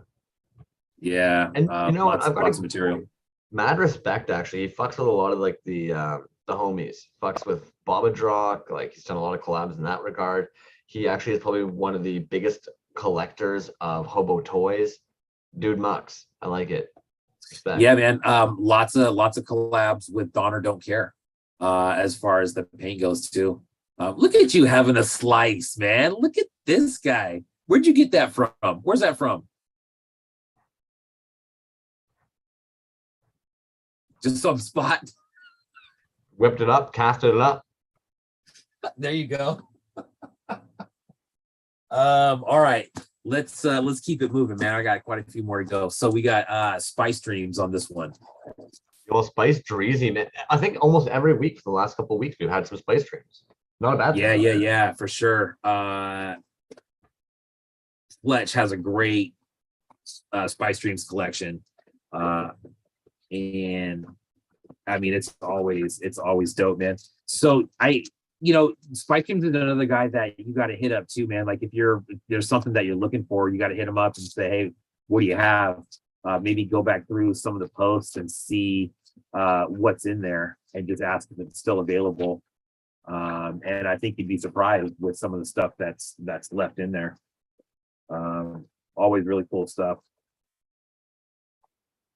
Oh, this one's dope, man. Right off the bat. So this is one that I really liked.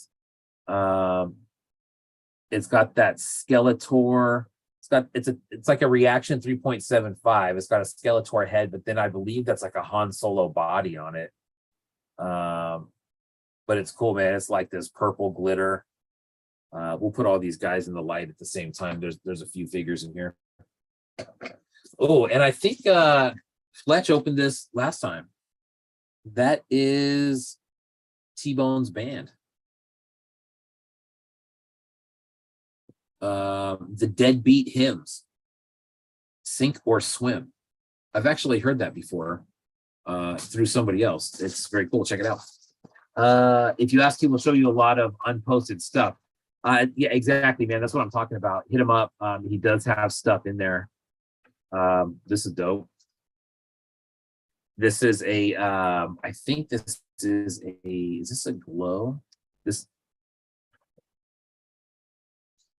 Yeah, this is a glow like that's like a Zuckus, right, or a Forlom head on a like a C3PO body.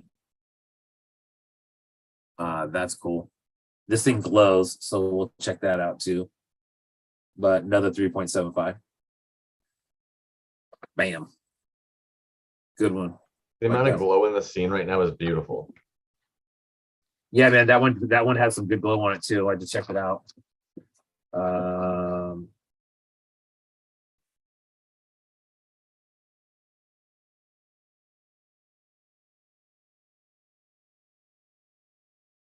This guy's magnetic articulation. This guy, I don't know what the name of this one is. So T-Bone, if you're in the room, let me know what that is. Dude's fat as shit. That dude's dope. I Yeah. like that. Interesting to see the 3.5 at 7.5s. We've been seeing so many of the droids and like the large from him. It's really nice all of a sudden to see some 3.75s. I'll be interested. I'll be honest. Sorry. Yeah. I am interested. Yeah, you are interested. That's why the words are coming. Jeez. And then we got the last one here is a droid, I believe. But yeah, Spice Dreams, hit them up if you're looking for lots of loose 3.75s, lots of loose droids. Crazy colors, crazy glow, crazy fucking double casted shit in there. The double, or not the double cast, but the trooper, the 12-inch troopers. Those are still around. Always offering deals on prices. So if you're looking for something way cool. Oh yeah, this is cool, man. This is like I believe this is filled with nerds. Nerd candies. That's awesome. I love that. The colors on that one came out fucking really beautiful, man. Like they're not washed out at all from the oh, what do you call that? From the resin. Stout lager. What is going on? How you doing, man? Didn't even see it slide in. Added to the giveaway wheel. The giver wheel. All right, so we're gonna take a look at these real quick. Yeah, put them in that box. I want to see it in the box.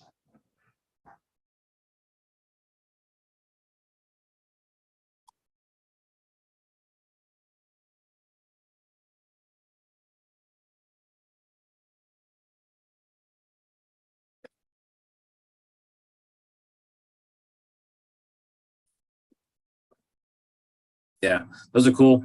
Nice work, T-Bone. I'm gonna juice this one up real quick, just so I can tell he's got some glow on him.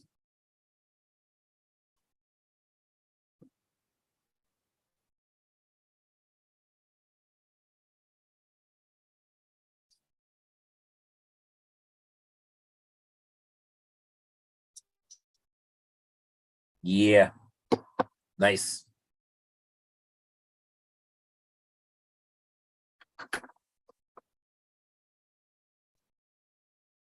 My goodness, Spice Dream. Cloud car pilot head, X-wing body, Hoth soldier arms. Bam. Cool. Thank you very much. I realized I don't have him on the display there. Stupid. So we'll take a look at gorgeous work on those ones, man. Yeah.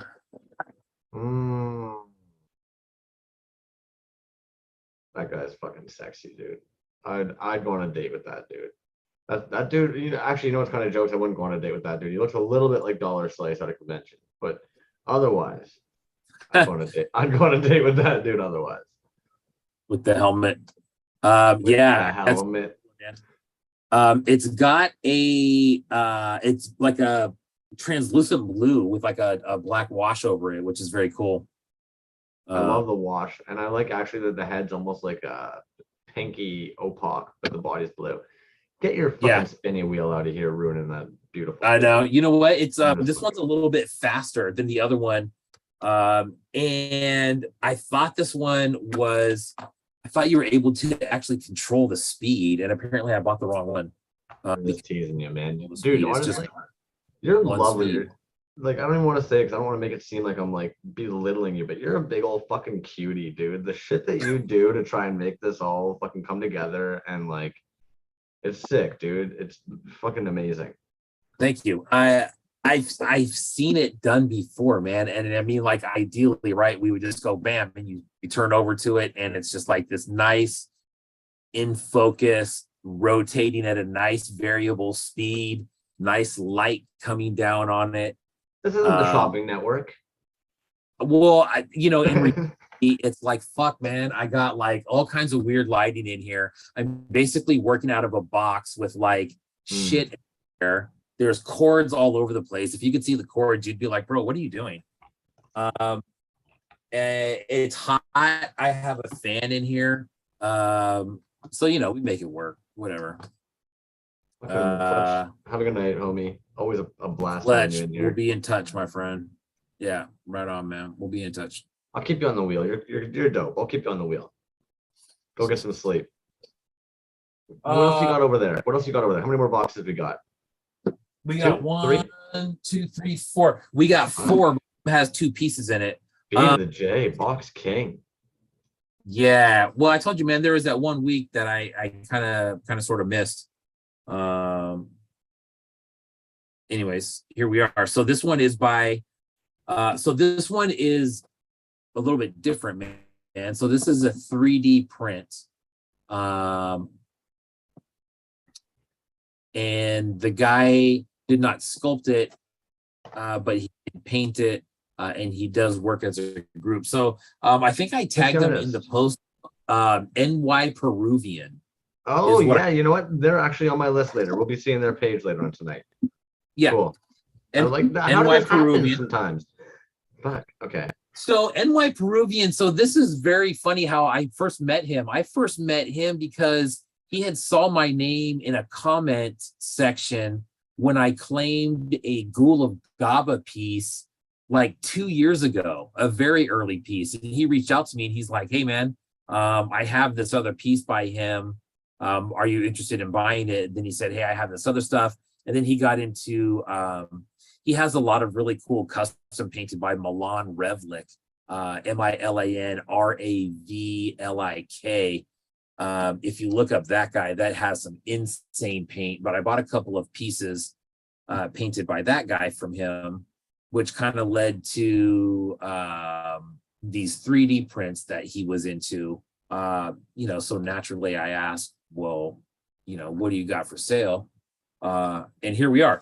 That was some time ago, and it's just been kind of going on and on. I have a few pieces from him now, but this one's super rad. This one, I think a lot of people. Now I don't know how. I'll never find Mo. Okay, you gotta spell it. Mo. What the fuck? Milan Revlik. Yeah, MILAN. Yeah. And then I believe it's RAVLIK. Come on, guys. Search engine optimization. But geez Louise. Yo, before you even pop that, I'm showing these guys what the fuck? Oh, bro, yeah, look at this. Look at this paint. This is absolutely stupid. Bonkers. Don't worry, I copied the link. I'll be dropping it in the YouTube chat in a second here. What the fuck? Yeah. What the fuck? Yeah, whoa, okay, yeah. This is where I'm looking. Okay. Okay. T-Bone don't like the unwrapping process. All right, Sorry, all right. Get back to it. Sorry about that. All right. So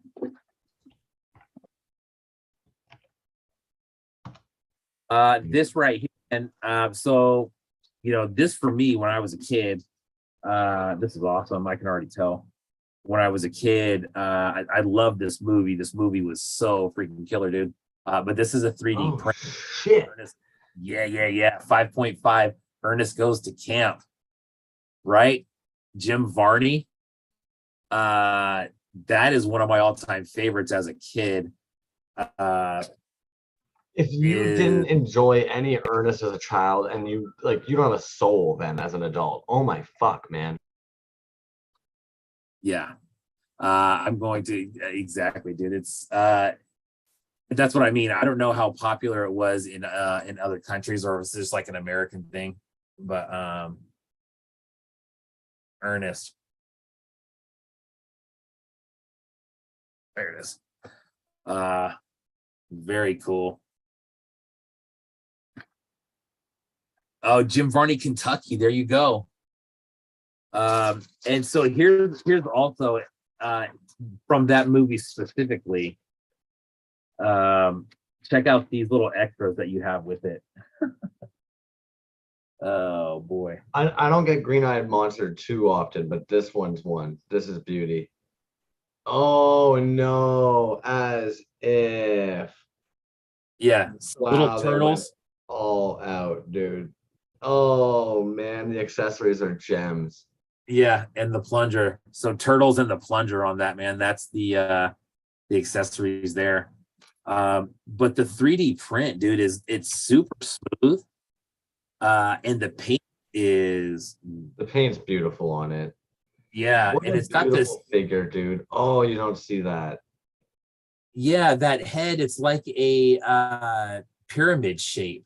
Yeah, That's, yeah. Very model, very much like a 3D model. That makes yeah, sense for building it. Yeah, that's dope. Well done, well crafted. yeah. Oh man, that's dope. And so he reached out to me today and he said that he has some other he has another head for it. And if you remember in the movie when he gets hit with the aluminum cafeteria pan and it leaves the indent of his face, that's the other accessory that I'm gonna get for it, which is very cool too. So anyways, man, NY Peruvian. Crushed it. Yeah, Oliver Ransford is the guy's name. Really cool guy, man. Very cool, very talented on the 3D end of it. Yeah, no, But crushed it. and Jim Varney, what a classic, dude. Here's another one that I have from NY Peruvian that's in arm's length. Whoa. Yeah, That's nice. yeah, unpainted. So I haven't, I want to get this painted someday. That's why I haven't really shown it yet. But that's another one, man. That's a 3D. Clean cast. Yeah, Like, very, yeah, very clean clean. print. Yeah, Jeez. all, original articulation, MLTU style. So that's cool. Really sharp. But the Jim Varney, man, that's fun. M right there, dude. That's one of Beautiful. the VHS tapes that I remember having. Was Ernest Goes to Camp, and then there was Ernest Goes to Jail, Ernest Scared Stupid.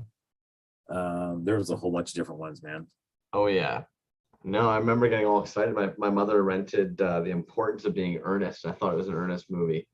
I got all excited. She threw it on, and very quickly I was like, "This is not Ernest. This is a very different movie." Yeah, yeah. They, man, I think at the dollar store I saw a DVD. It was like $3, $2 or $3, and it had like 4 different Ernest movies on them. Of I'm like, course. what a shame. The world we live. But what a good buy. But anyway, Right? turtles and the plunger. How about The that? accessories are beautiful little touches, man. They weren't even necessary, but they really do. Like, yeah, the turtle's fun as fuck. Yeah. The moment you pulled out that guy. Yeah, dude. Especially if you're familiar with the movie, dude. Those are like you said, dude, little gems right there. Any of the movies, really. If you're even just familiar with the films and that character. Yeah, exactly. You're right. The character, and I think just him as an actor too. I mean, I think he's been dead for quite a few years now, but just a really odd dude, man. I mean, you think about like Jim Carrey and all the mannerisms that he does with his face and stuff like that. That's kind of what Jim Varney was before Jim Carrey, at least, to me, where he, it's just that kind of slapstick humor. And actually, Shed, if you had to try and think of that person that you just had there, probably the most recognizable character was he was Slinky Dog for the original Toy Story movie. Say that again. He was Slinky Dog in the very first Toy Story movie. Yeah. Jimmy Folklore with some knowledge. Jim Varney signed an Unreal contract for like 12 movies at the beginning. That's why they were still pumping them out even after they were flopping. Yeah, right. So I guess it's something record deal when they, people sign these outlandish record deals and come out with crap after crap. If I'm not mistaken, he started off as a radio character. And what they loved about him is he was able to actually do like all the ads by just swapping his voice so much.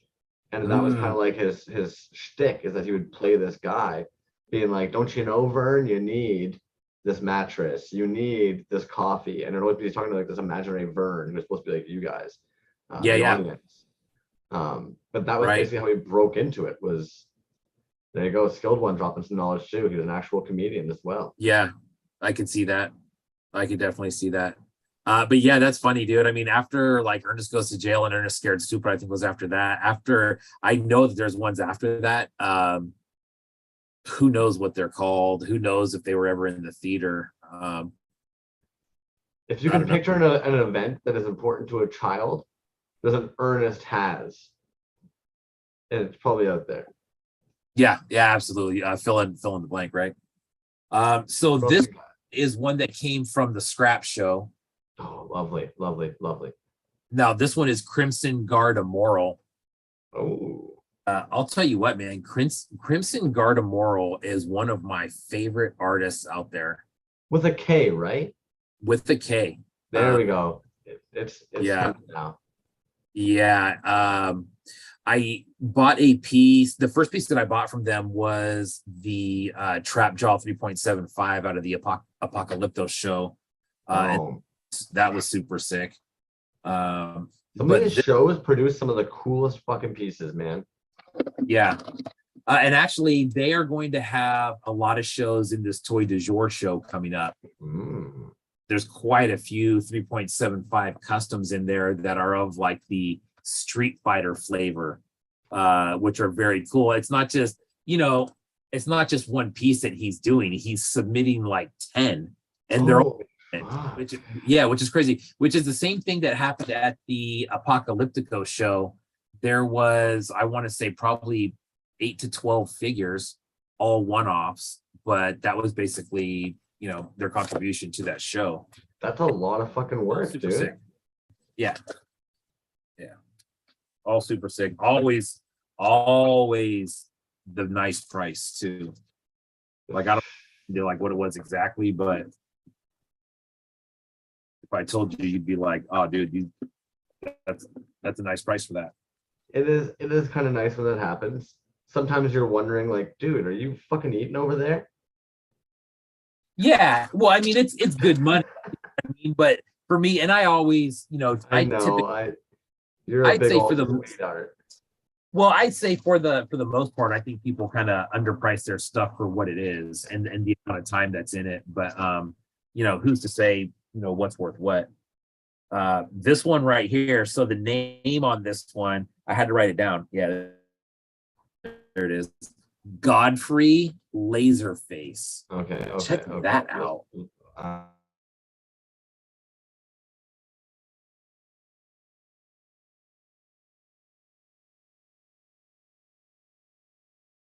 mean, the paintwork on the wings, that is sick. We'll have to throw that one in the light real quick. See what that looks like.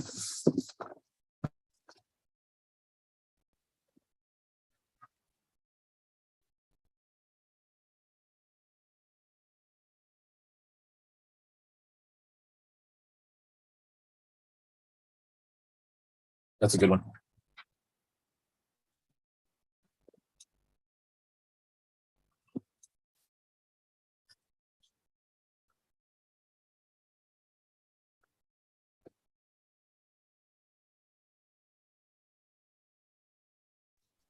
Feel free to chime in if anybody knows some of those kitback pieces there.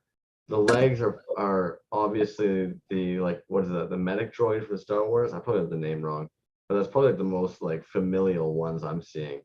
The wings, though, for some reason, are jumping out to me as well. Dude, that's never gonna stand on there. Those wings are. No, it's not. It's you know what, dude? I think that when it turns, it doesn't turn like completely flat, so it kind of kicks back at some point. Well, and those wings, unfortunately.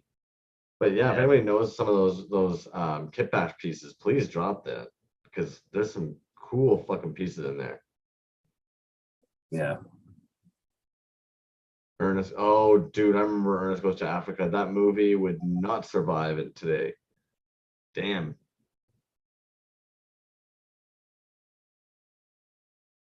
I like that, dude. They got their weathering down fucking beautifully. That coppering. Yeah. Wow. So that's one. There was another one in there as well.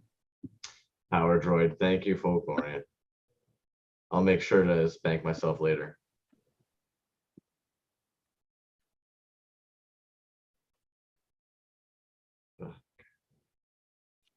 Even that body looks familiar though. I'm sitting here being like, okay, is that like a Burger King toy of something? Like, what the fuck is that jacketed figure? Yeah, I'm not sure what that is.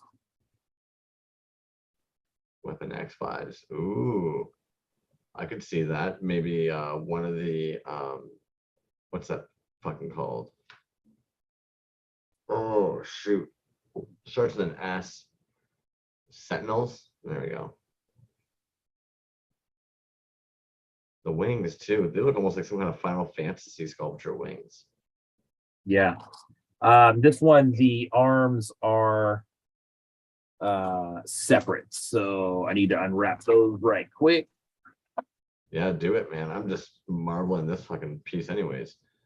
Yeah, you know what, Jimmy Folklore, yeah. Bender was my first thought too, but there's something about that lower part of the head. They've almost managed to get almost the robot character from the Motu line. It has that almost vibe with the, I don't know. Yeah. Oh my gosh, Jazz Wizard. I don't remember that one. I'll have to make sure to Google that after. Ernest pops his cherry. Here's the next one. This thing right here is insane. What the fudge? See, as a kid, like, picture for a second being a kid and just picking this up at the store somewhere. You gonna tell me this dude doesn't become like your go-to figure? The fuck is that? Dude, it is like Mr. T head. Okay, but see, and there is that Roboto fucking arm attachment that we would normally see on the Motu figure. That's one of his 3 arms. Dude, and it's the arms are magnetic. Very clacky. Ooh, that is sick. The wings do come off. They just kind of plug in the back here.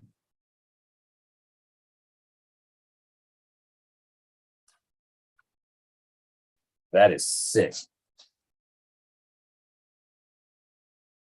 It's big too, man. That is a big piece. That dude is T-Bomination. Is what that guy is. There's honestly like, okay, like again, let's dissect this for a moment here. We've got some kind of fucking weird ass ram or goat body that looks like it's from one of those like really well done toy lines you'd find at like Michael's or something that are just like perfectly sculpted. No clue what the hell that body is. The head is, that's a Mr. T. It's one of the best Mr. T heads I've ever seen. Yeah, there seems to be some kind of weird ass like fucking Gundam model pieces and like Final Fantasy and other like random anime like model style pieces into that thing. Like what the fuck? Oh geez. That thing is literally like if one of the Healy shamans crawled into a vomiting droid's portal and came out the other side. Oh yeah, there you go. That thing's crazy, man. Like I said, Crimson Guard Immoral.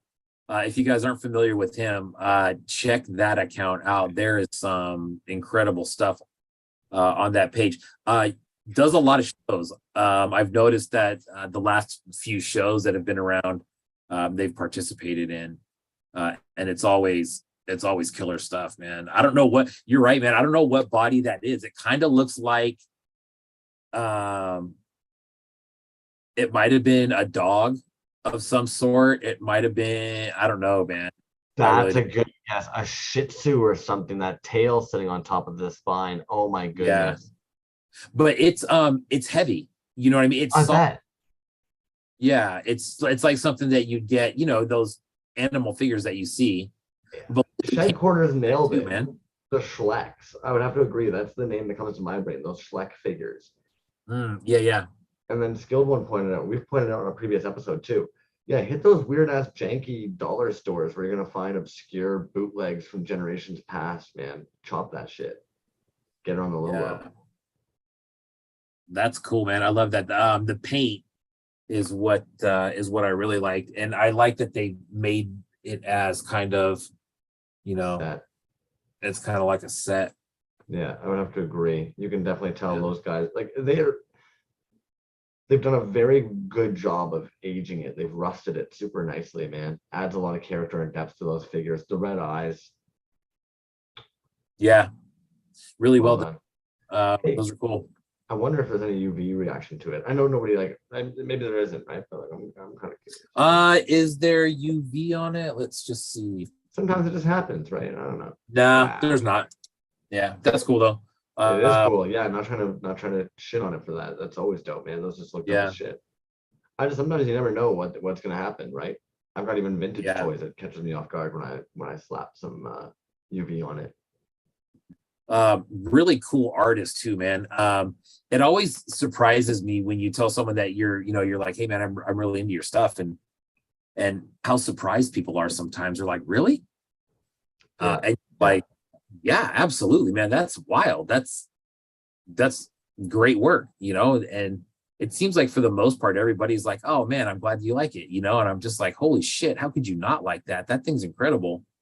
But it just shows, dude, how humble everybody is out here, Yeah. No one's gonna be like, yeah, I know it's dope. Even though I think for the most part inside, they're like, I know that shit. I know it's dope. Well, they hope, sometimes they just hope. Yeah. I would say that's a thing too. I don't want to. Oh, lay it on. I'm sorry. Go ahead. No, lay it on me. Lay it on me. What you got? What you got? I was just gonna say. So he threw in a couple pieces too, which are. This is cool, man. This is one of those insects that I've seen. I have actually a couple of these in different. Yeah, and there's like blood splatter on it too, which is sick. This is static, but he did put like. Yo, slip that in the box. I want to see. Yeah. Shit. The next one's even better.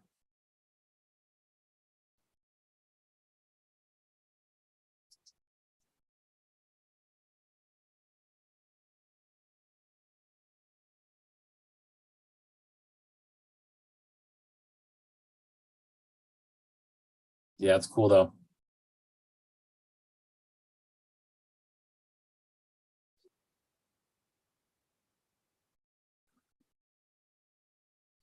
Yeah, that's a good one.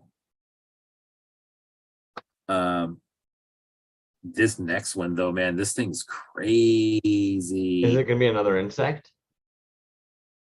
I'll show you this one, man. Let me show it to you up close first.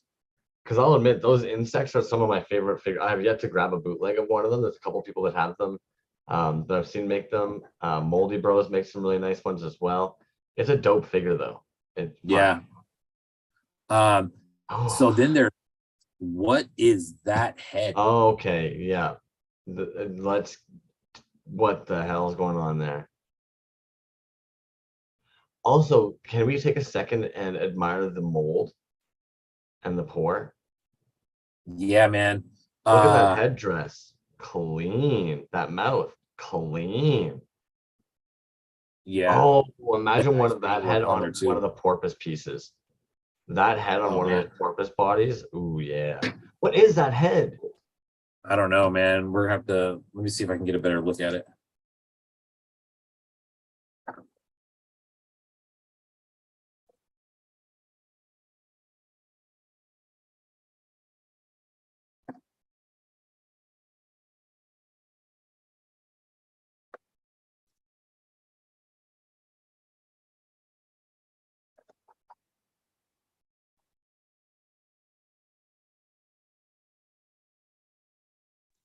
You might have to actually pull it back a bit to get it to come into focus. Yeah. There we go.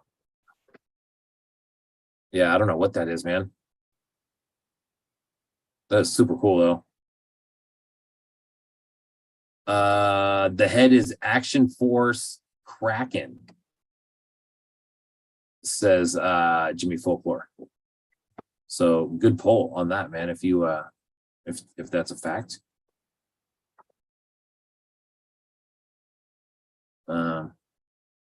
Yeah.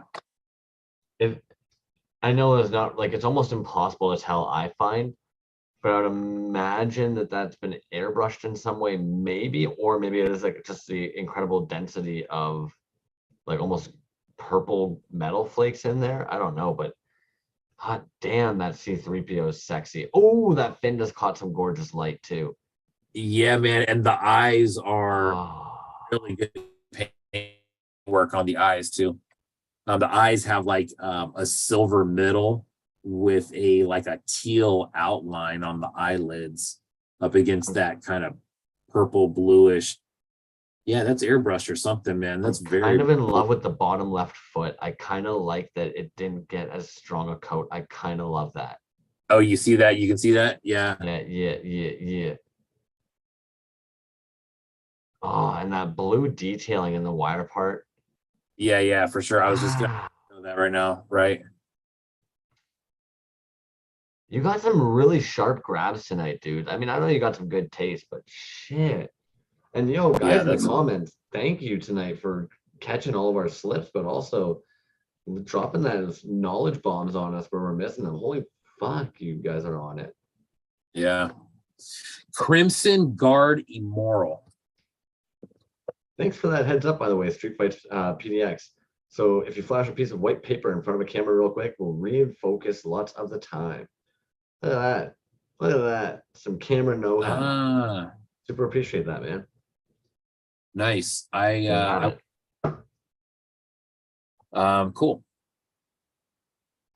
Let's see, man. What else you got over there? Man, that was a good box, dude. What a you had a couple of really good boxes tonight. I'm not trying to like diminish the boxes that you normally have. You have a fucking astounding collection. You've got great taste, but like I sincerely feel like you almost came out waving your big old fucking cock tonight, just being like, check my toys.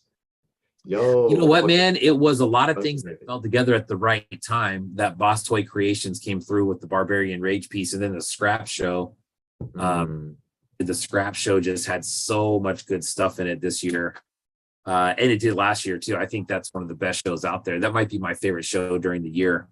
Okay, so I haven't wanted to bring this up because admittedly I haven't. So admittedly, like one of my favorite art pieces in all of existence is called yeahhh, and it's actually a data art piece. And this guy canned his shit and he sold it at the price at the time of the cost of gold.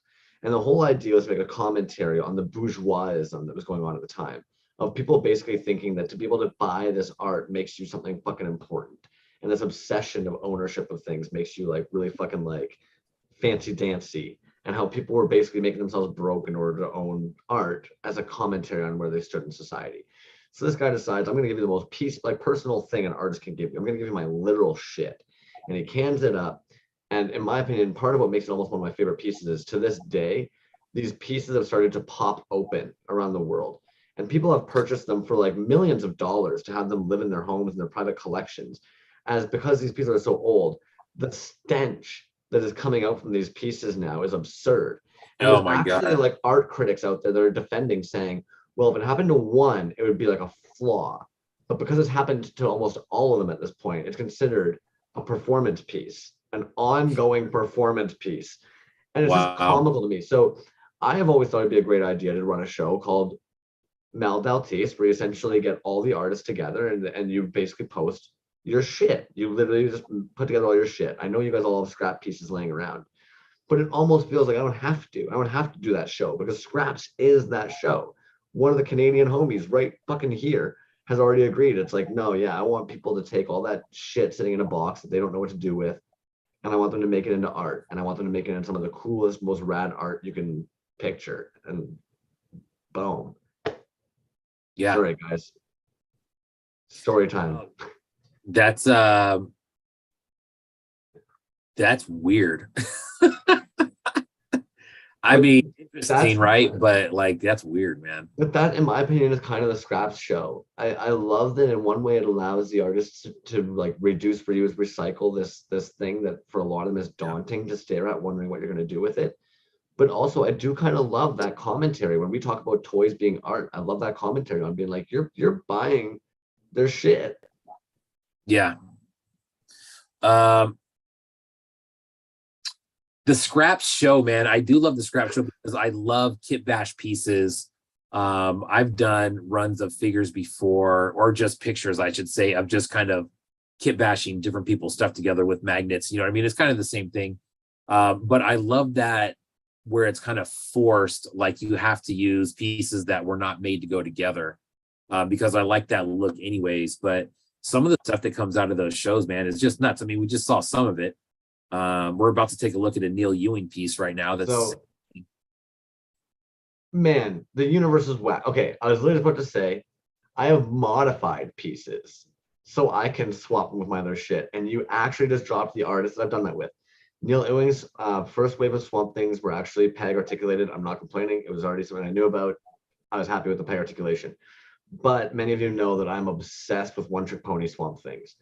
And how could I possibly have some Swamp Things on the shelf that I couldn't swap the limbs with my fucking favorite dude? So yeah, you know, maybe some Neil Ewing Swamp Things ended up seeing some Magnet games, and maybe I ended up making sure they'd line up, and maybe my Yuckamuck can swap heads with any of my titty beans, you know? Maybe that's what's up sometimes. Yeah, yeah, for sure, man. Especially with the magnets, right? Like there's some that will, jive and some that won't. Put a little boiling water in a mug, dip a little something in there. That magnet's right out, dude. I got super glue. Yeah, right. I think it's funny, man, when I get all the magnetic stuff together and I just kind of start swapping around what'll work and what won't. It's you get some really cool stuff, man. I haven't done that in a while. It's fun. In the ass to get everything down and take it apart and then put everything back together, then put it back on display. But it's fun though. I mean, I think that's what a lot of those were made to do. I mean, you take just Lab Monkey 9's pieces alone and start swapping those around, and you're coming up with like dope shit. Like every time you're like, oh wow, that would work. You know what I mean? I think that was the first time I had even really thought about it. Was I got a package from Magoob, and he let me know. He was like, hey, I can't guarantee that it's still a thing, but almost all Lab Monkey number 9, Toxic Fumes toys, Magoob toys, and somebody else should be fully swappable. They've all almost basically discussed and agreed upon a way that their magnets will go in north and south facing, that the polarities should match on them. And that's really cool to me. So other people out there, I would actually say, if you know some homies that are doing some magnet work, why not discuss with them the polarities they're doing and make your things more swappable? I actually love seeing the Glios swappability stuff. Carolina Cool Cat, thanks for hopping in, dude. Really appreciate it. You're a Carolina Cool Cat. Right on, man. You're just sneaking a box over there, and I'm just arrogantly talking on and on. No, that's cool. I was just getting it ready. It was this is the Neil Ewing piece. This is my first piece from him actually. And there was, I think, 3 or 4 in the show. And this is just one of them. This is already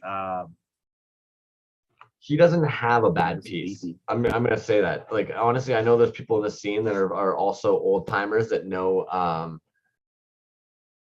they know some feelings, but I don't think he has a bad piece out there. We're talking work only, not a bad piece out there. Every piece, but whatever. Yeah, this is very cool, man. This is I didn't realize what this was when the piece first came out. But it's a baseball bat accessory, is what it is. That is sick. So that figure there is a collaboration with a very popular clothing line company from Colorado as well. It's a buddy of his. That's been several releases and waves at this point. Neat use of the meshing that we've seen One Trick Pony using on his Swamp Things for a while. I really find that what's nice with those pit figures is it's almost like a 3.75 version of Bog Squad. I feel like there's a lot of Bog Squad influence in there in the swap up of the hands and the face. Yeah, Palpatine cloak. Yeah, and that face, man, is that face is really cool, tucked away in the hood there. You can see that, but yeah, man, I'll on the light real quick, but that's another really sweet one.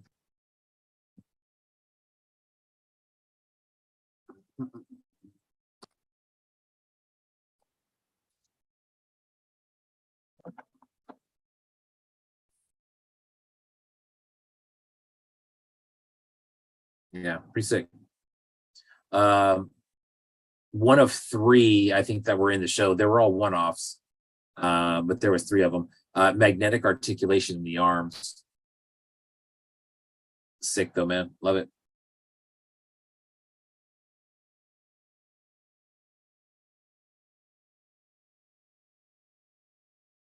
All right. There's some more huge delay on the full screening tonight.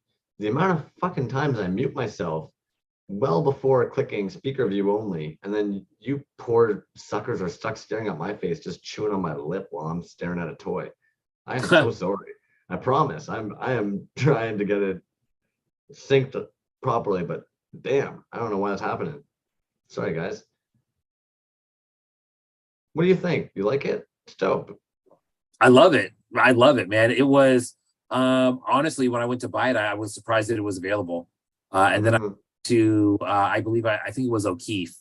And I showed him what I got. He was like, oh man, I was trying for that one too.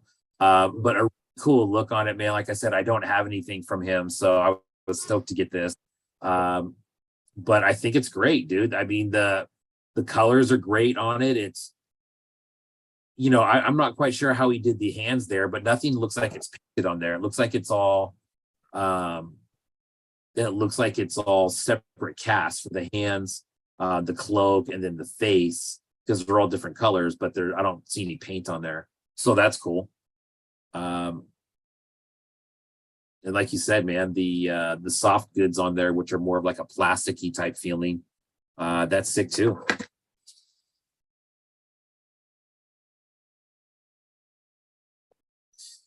Bam, there's that one. All right, if you don't mind, I'm gonna take a quick moment. These are never seen the light of day. Fuck the world. So basically, I hope you grabbed one of his new ones. I'll probably try and find a way of sneaking one of the new ones in there. In my opinion, this is one of the most loving, caring fucking sculpts that's out there. Ewing, eat your heart out if you're watching this. Yeah, I like your shit, dude. Eat a dick. Here's his dog figure. I think this one's Coco. Maybe Coco is the new one. This is Bubs. Coco's the other one. And then now I'm gonna be honest with you guys. I love wordplay. I love fucking puns. I like play on words. I like phrasing. This might be one of my favorite Safubi pieces in existence. In the interview that I had with Ewing that might one day see the light of day, who fucking knows? He let me know something that's really sentimental and important about this sculpt anyway. So you're on the spot now, homie. If you want it out there, you got to give it. Otherwise, though, I love the play on words in this because, in my opinion, it's soft vinyl.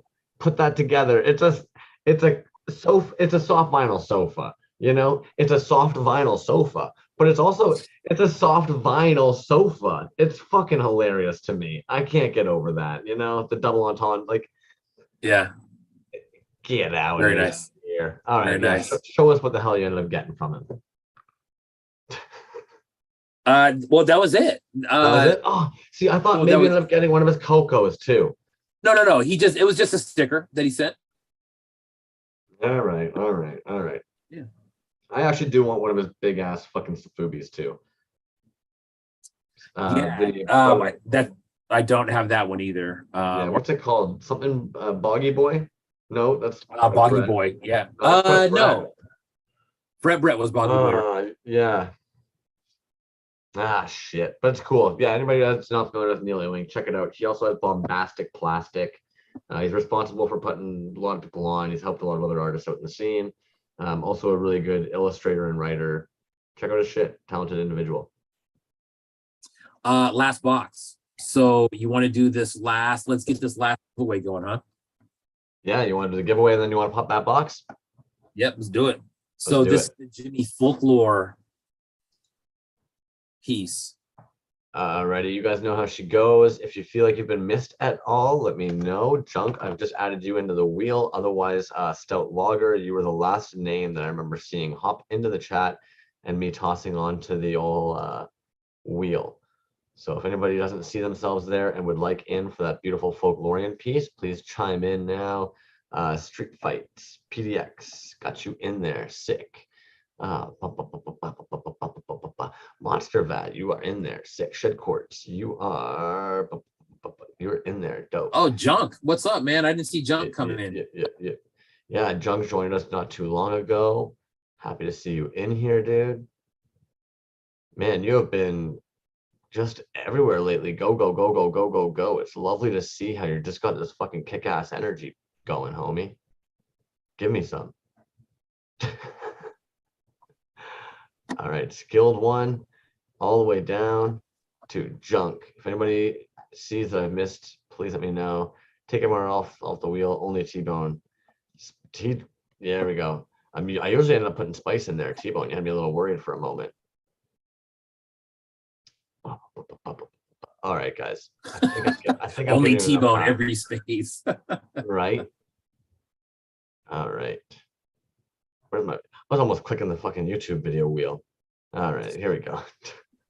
And hey, I think Jimmy Folklore, I mean, correct me if I'm wrong, but there were a few of these out there. I don't know if they are for sale, but if somebody's interested in one of these who doesn't win this one. Yeah. And actually, I noticed Monster Monster Vat Toys. Congratulations, dude. I noticed actually Folklorian has on their Instagram page that they've got commissions as well. Talk them out, man. There's actually more creative people in our scene than I think we even noticed. We're so quick absorbing what the hell's out there. We sometimes just miss who's actually making what. And some of your homies have put out some really fucking cool work that is hiding out there. Yeah, absolutely. So Monster Vat, like I said earlier, I don't know what's going on with the first package that I sent you, but maybe I'll just, if that thing ends up making its way back to me, which I'm sure it is, I'll just slide this, I'll repackage that and put this in the boxing. We'll try again, man. Maybe I may have to reach out to you just to make sure everything's correct on my end as far as your address, but congrats, man. Very cool piece. Hit up Jimmy Folklore. This was a whole series of characters that came out, and there may be some left. Jimmy Folklore, let me know, or let the room. I was even actually about to say, like, what are we talking about, man? You know, our game here is to share a screen and see what the hell's going on. For any of you who aren't familiar with Jimmy Folklore's screen, I'll pull it up, or page. Why the hell not? We love Jimmy Folklore. He's one of the homies. So he did say that there's some more on the way. I saw this posted a day ago. And it was like, okay. Collection of custom Star Wars action figures from Book of Boba Fett, The Mandalorian by Jimmy Folklore and Folklore Industries. Get out of here with the Folklore Industries, by the way. When I read that, I laughed my ass off for a second. Only because that's dope. You're a cheeky motherfucker. You're clever. It's not that I was actually laughing at it. If it comes from your heart, I'm not laughing at it. It was more that sometimes I don't know if you guys are trolling or not, you know? We're a weird breed, all of us. That Fennec Shand. I like this guy a lot. Yeah, that's very cool. Sorry. Let's flip down that's yeah, that's sick, man. I love that one. There we go. Yeah, so this, I'm sorry, this might be my favorite one. This one's fucking hilarious to me. I like it. That head is too big. Get out of here, fucking emo Snivian. Plus it's an emo kid with a hood on. Get out of here, emo Snivian. Yeah, that's the best one. Sorry, Jimmy. Ooh, that's sexy though. Good color combos, man.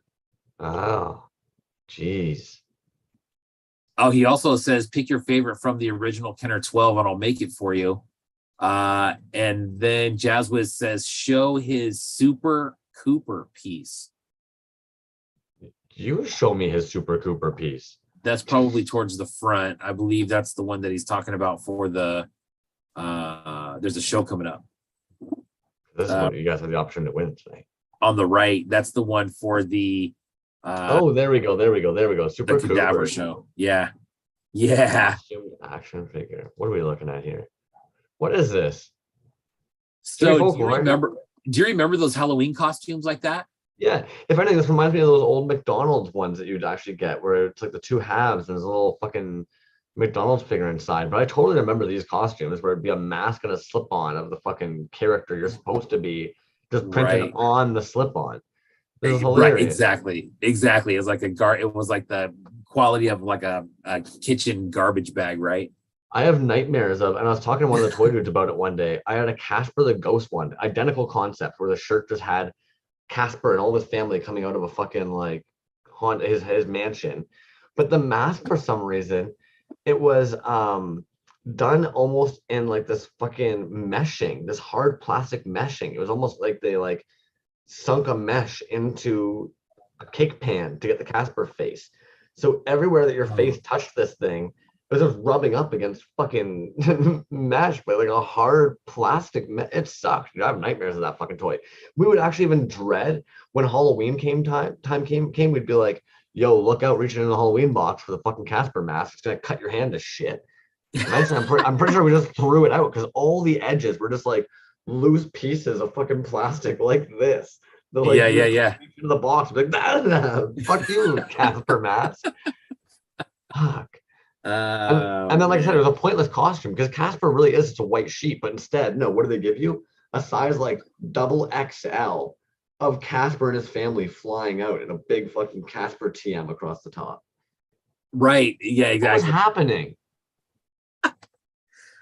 I don't know. Whoever thought that was a great idea for a costume. I still see those pop up every now and then, and there is some value to them for whatever reason. But Super 7 actually makes those really like those kind of masks at Halloween. I'm sure they'll have more this year. I think they have the original Hollywood monsters and stuff, but they have like just the really cheap like rubber band on the back. But yeah, man, when those things start to fall apart, watch out, dude. They are sharp. Gold. So what you got? Last box, man. This is from E2K. What from E2K though? Yeah, so two different artists in here. From E2K. This one, we actually talked about this one last week or the week before, I think, but this is one of those war boars from Recycle Galaxy, which is really cool, man. It's like a mini Gamorrean guard. This one is pink and blue. There was a whole bunch of these on in E2K store, and I think they're still there. I don't know how many are left, but there was a good amount there. I want to say there was probably at least, there was maybe 15 to 20 of these. I think we were all drooling on them last time we showed them. We were all drooling over these figures. So it is 2 points of articulation. It comes with a gun, an axe, a sword. So lots of cool accessories with this one. So are we basically gonna like be fighting over almost all Toys Alive colorway drops from now on? You know what's funny, man, is I noticed that the other day is I'm starting to get a lot of pink and blue stuff. And I think as soon as we have our logo in order, I'll just have to take a picture of all the pink and blue stuff and say, hey, guess what our colors are. But yeah, that's very cool, man. I love this. This is peg articulation here. Lots of hand paint. Really cool axe here. Also, Jimmy Folklore, dude. I don't know what your day job is, but your branding recently for your post that you shared of our shit was like better than anything we do. So thank you. Yeah, true. Agree with that. So there you go, Recycle Galaxy right there. Recycle Galaxy, they were on that, there was a little video from E2K, and I believe One Trick was there, and Recycle Galaxy was there as well. Is that Kate? Purple on the other side? It is. That's gorgeous. Yeah, it sure is. Beautiful color matching, dude. That's sharp as dicks. Yeah. Also, the subtle little important thing that my brain is kind of fixated on that I think is fucking beautiful, that figure. We don't often see that gold. And we were just discussing earlier the headman figure. The headman, what makes him kind of weird is he has a shield. That, in my opinion, whether intentional or not, is a beautiful little nod to those Awww figures, and especially that headman figure having those gold accessories. It wasn't necessary to have those gold, but in my opinion, it gives that little nod to that. And that's one of my favorite bootlegs. So dope. Yeah. Warboard, great name. Yeah, I gotcha. Definitely made by Ben Cooper. Another Kentucky resident. So Kentucky all over the house tonight. You know, I guess when you plop one of the dopest fucking toy companies in the world down in a place in Kentucky, this is what happens. The water becomes infested with res talent.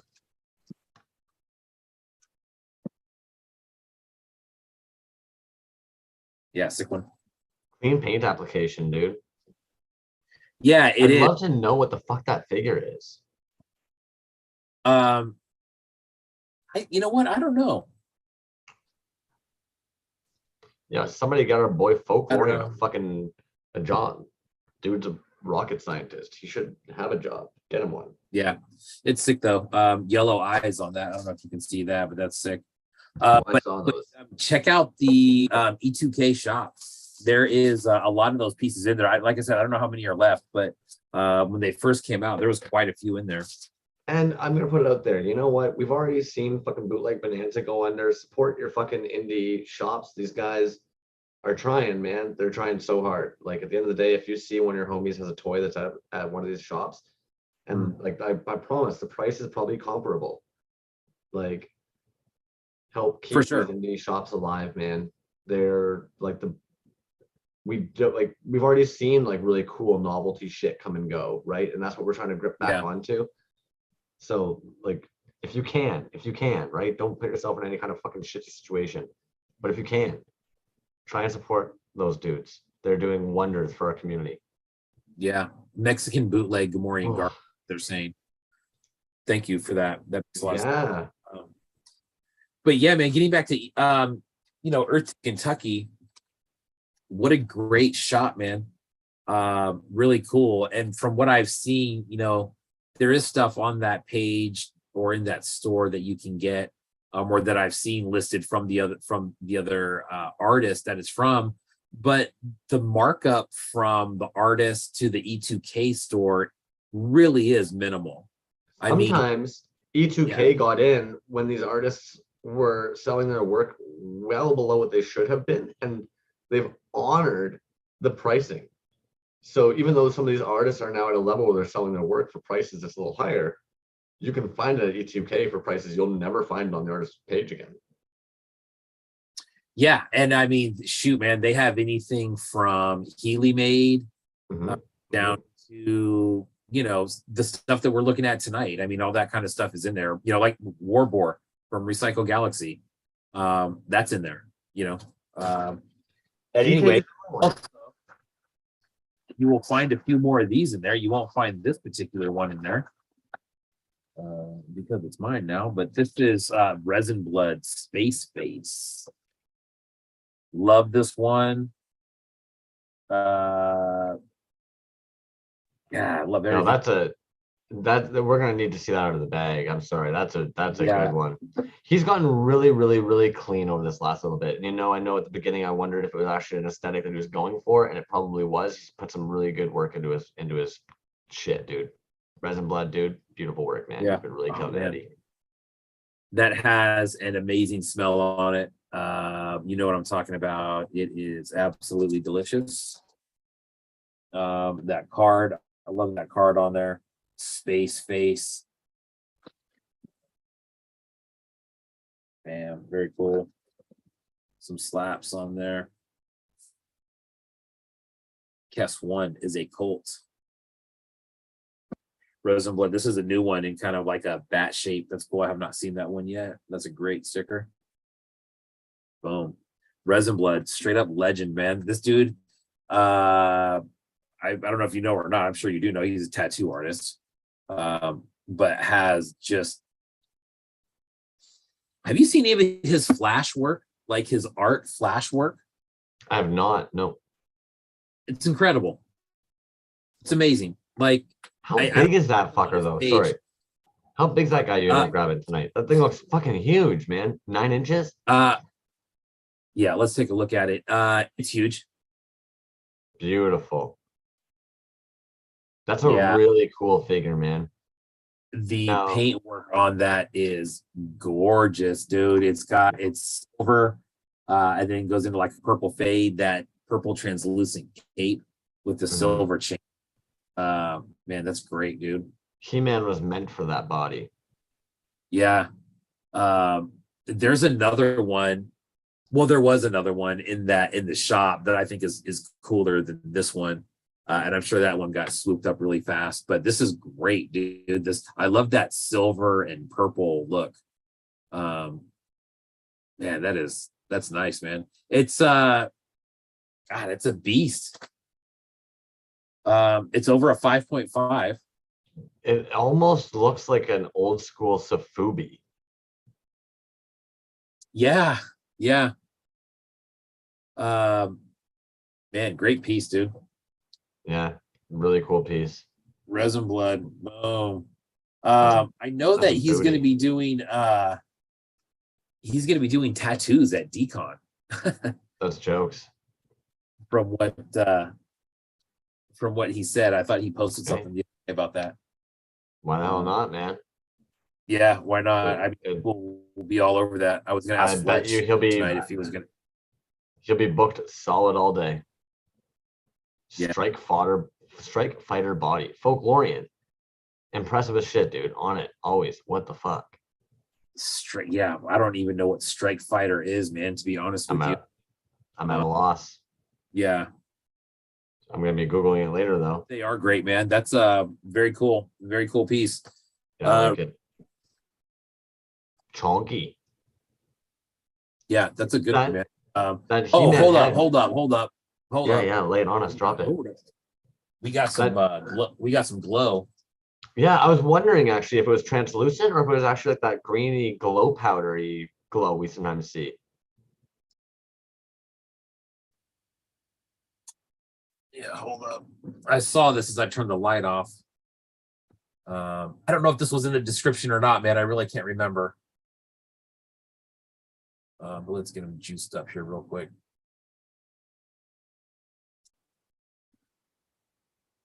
Yeah.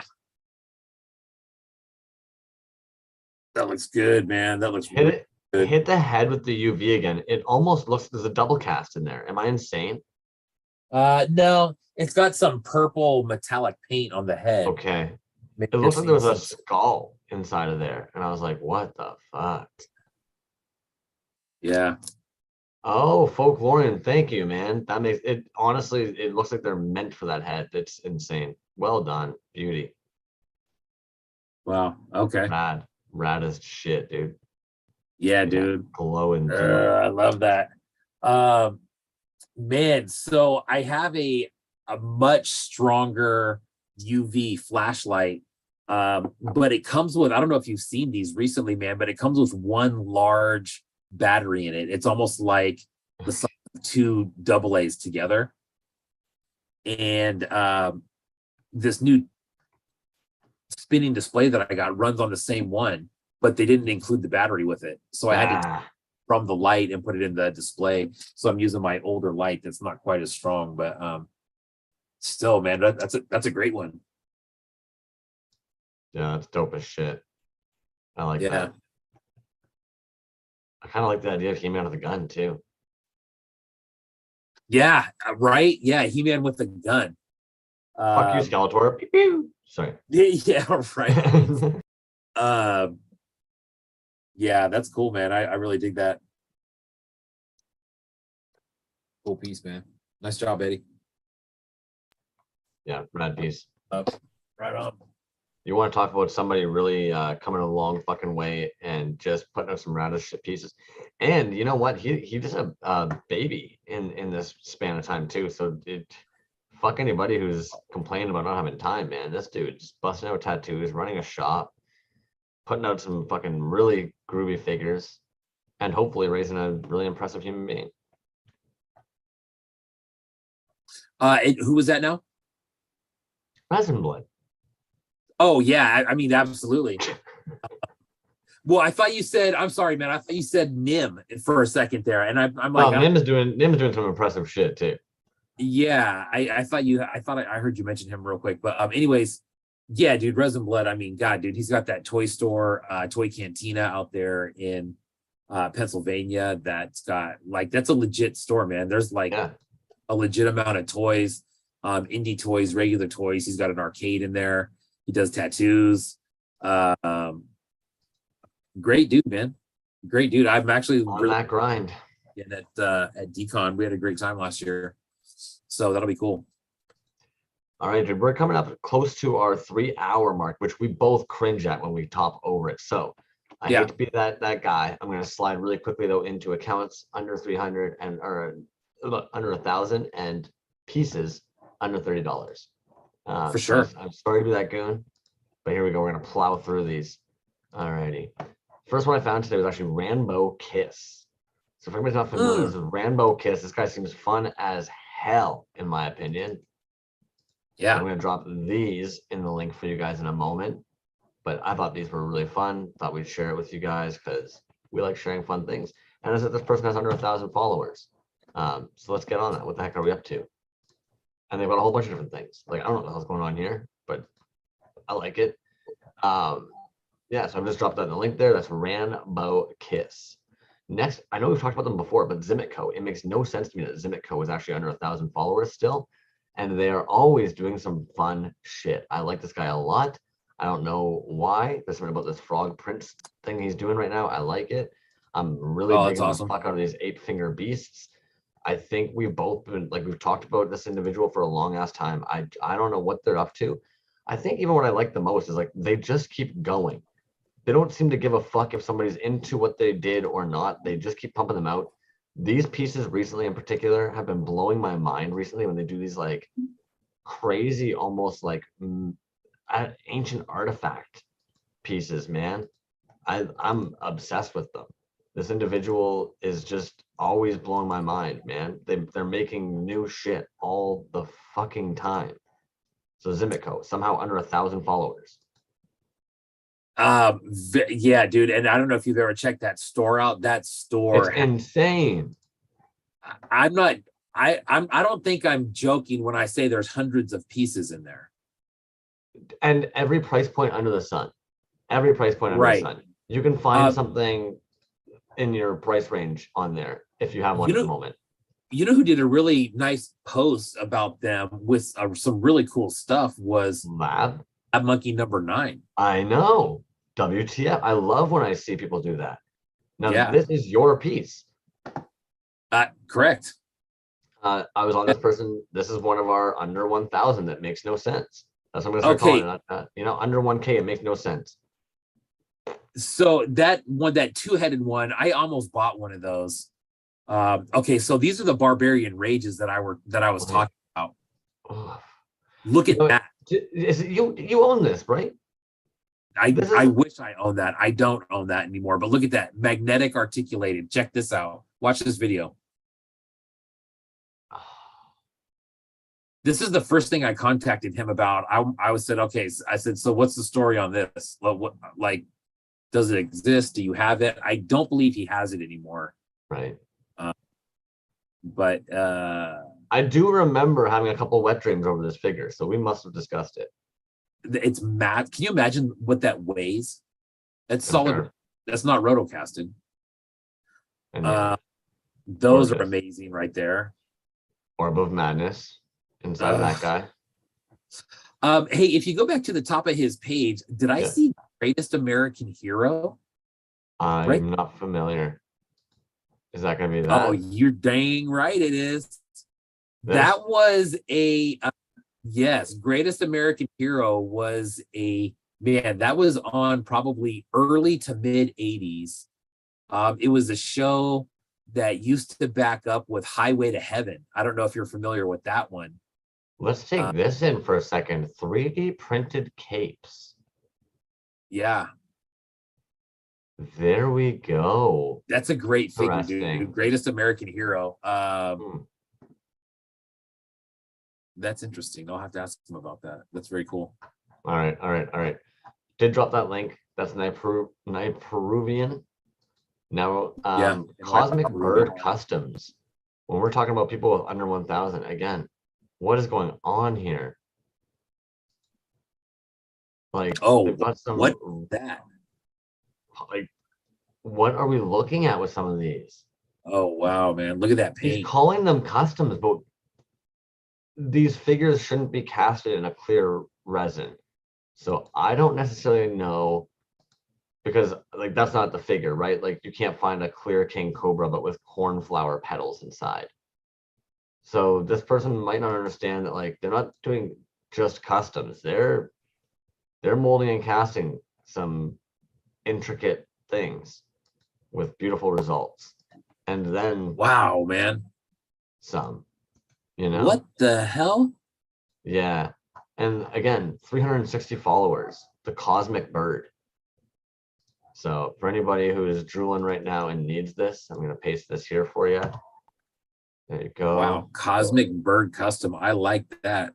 Yeah. Yeah. Me, if Really you're good. interested in any. Well, as a man.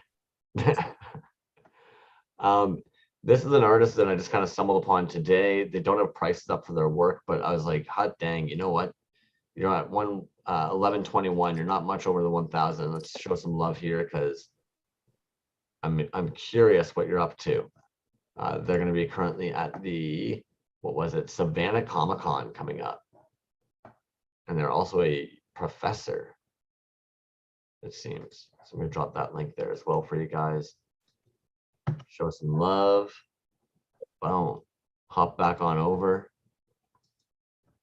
Lawson Fletch, I wanted to touch base on these guys here. We haven't skimmed over to their page in a little hot minute, and I noticed they were doing these, and these are fucking nuts in my opinion, dude.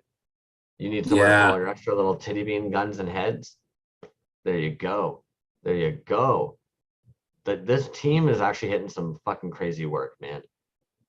So yeah, if you guys haven't gotten on the train yet, get on it. I love this dude here. I love the fact that it has almost like the Star Trek insignia or some kind of eagle on the top there. And how can you not love these fucking octopi, dude? So I think they're just fucking killing. Those are great, dude.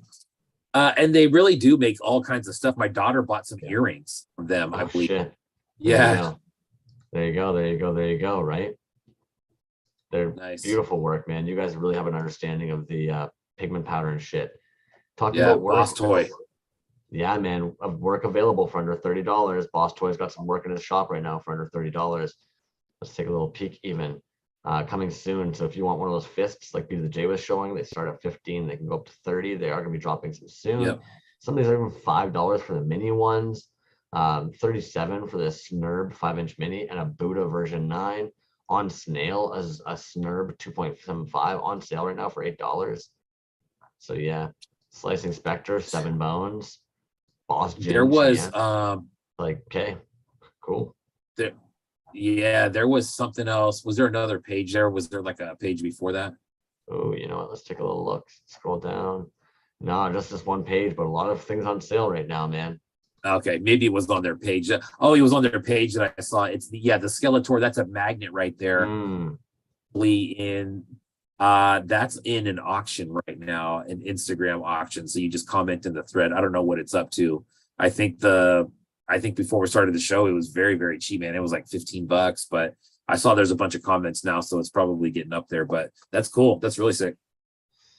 Another one, a little over the 1,000 followers here, but Toyzday. I couldn't get over the prices of the work in their shop right now. They're always a fun one to watch. They put out some really fun pieces. If you haven't seen it, I know that these are above the $30, but I just want to show these really fast. These are really fun as shit. Yeah. Otherwise, if we go back. Those are cool, man. I have a Toyzday piece from a long, long time ago, man. These just looked fun to me. I thought this just reminded me of a fun experience of a toy that we would have had back in the day, man. Really cute, really fun. For sure. Currently going for like 22. So there's Toyzday for you guys. Boom. Holy crap, so many tabs. Memgician. Memgician, what up? We talk about accounts under 1,000, 28 followers for one. For one. So let's hopefully show them some love. But also, they've got some great prices on their website. Why not hop on board when you can, right? So we'll grab that here. We've almost like a minute behind delay tonight. Holy shit. But Memgician. Yeah. Product page. 20 bones for this eye guy. Celebrate, accept, ward off, or curse. Eye guy is your perfect totem for anxiety. At nearly 2 inches tall, you'll forget they're watching until you remember they're always watching. You're not paranoid, they're staring at you. What are they thinking? What do they know? What does that cute but creepy cyclopean I see? So it's like, yeah, you know what? I like this dude. 20 bones, fun little find, man. I Nice. can't believe 28 followers, right? What is going on? So if you guys get a chance, show them some love. Otherwise, there's our accounts under 1,000 and pieces available for under $30. So if you guys are on a tight budget at the moment, but you're itching for some fucking cool toys, there you go. We just dropped it down. Yeah, for sure, man. Also, hit people up if you're looking for something. Yeah. See what people have laying around. It's out there, for sure. Hey, when you said that, man, you were talking about Zemotico, and this is a piece that I have from them that I showed. I did a post on a long time ago, but it's this holy ape. Gorgeous. Yeah, and that thing is crazy, man. It's like super gemmed out. It's a trip because it's hollow, so I don't really know how this is made. There's a pattern on the bottom that's like a very almost like it's like tons of tiny squares if you look at it. I don't know what that is, what this is made out of, but dude, this is sick. Really cool. Yo, please show it. That is genius if it is what I think it is, but that looks to me like acrylic drywall tape that you would usually use to patch up a drywall hole that is too big to simply put the drywall over.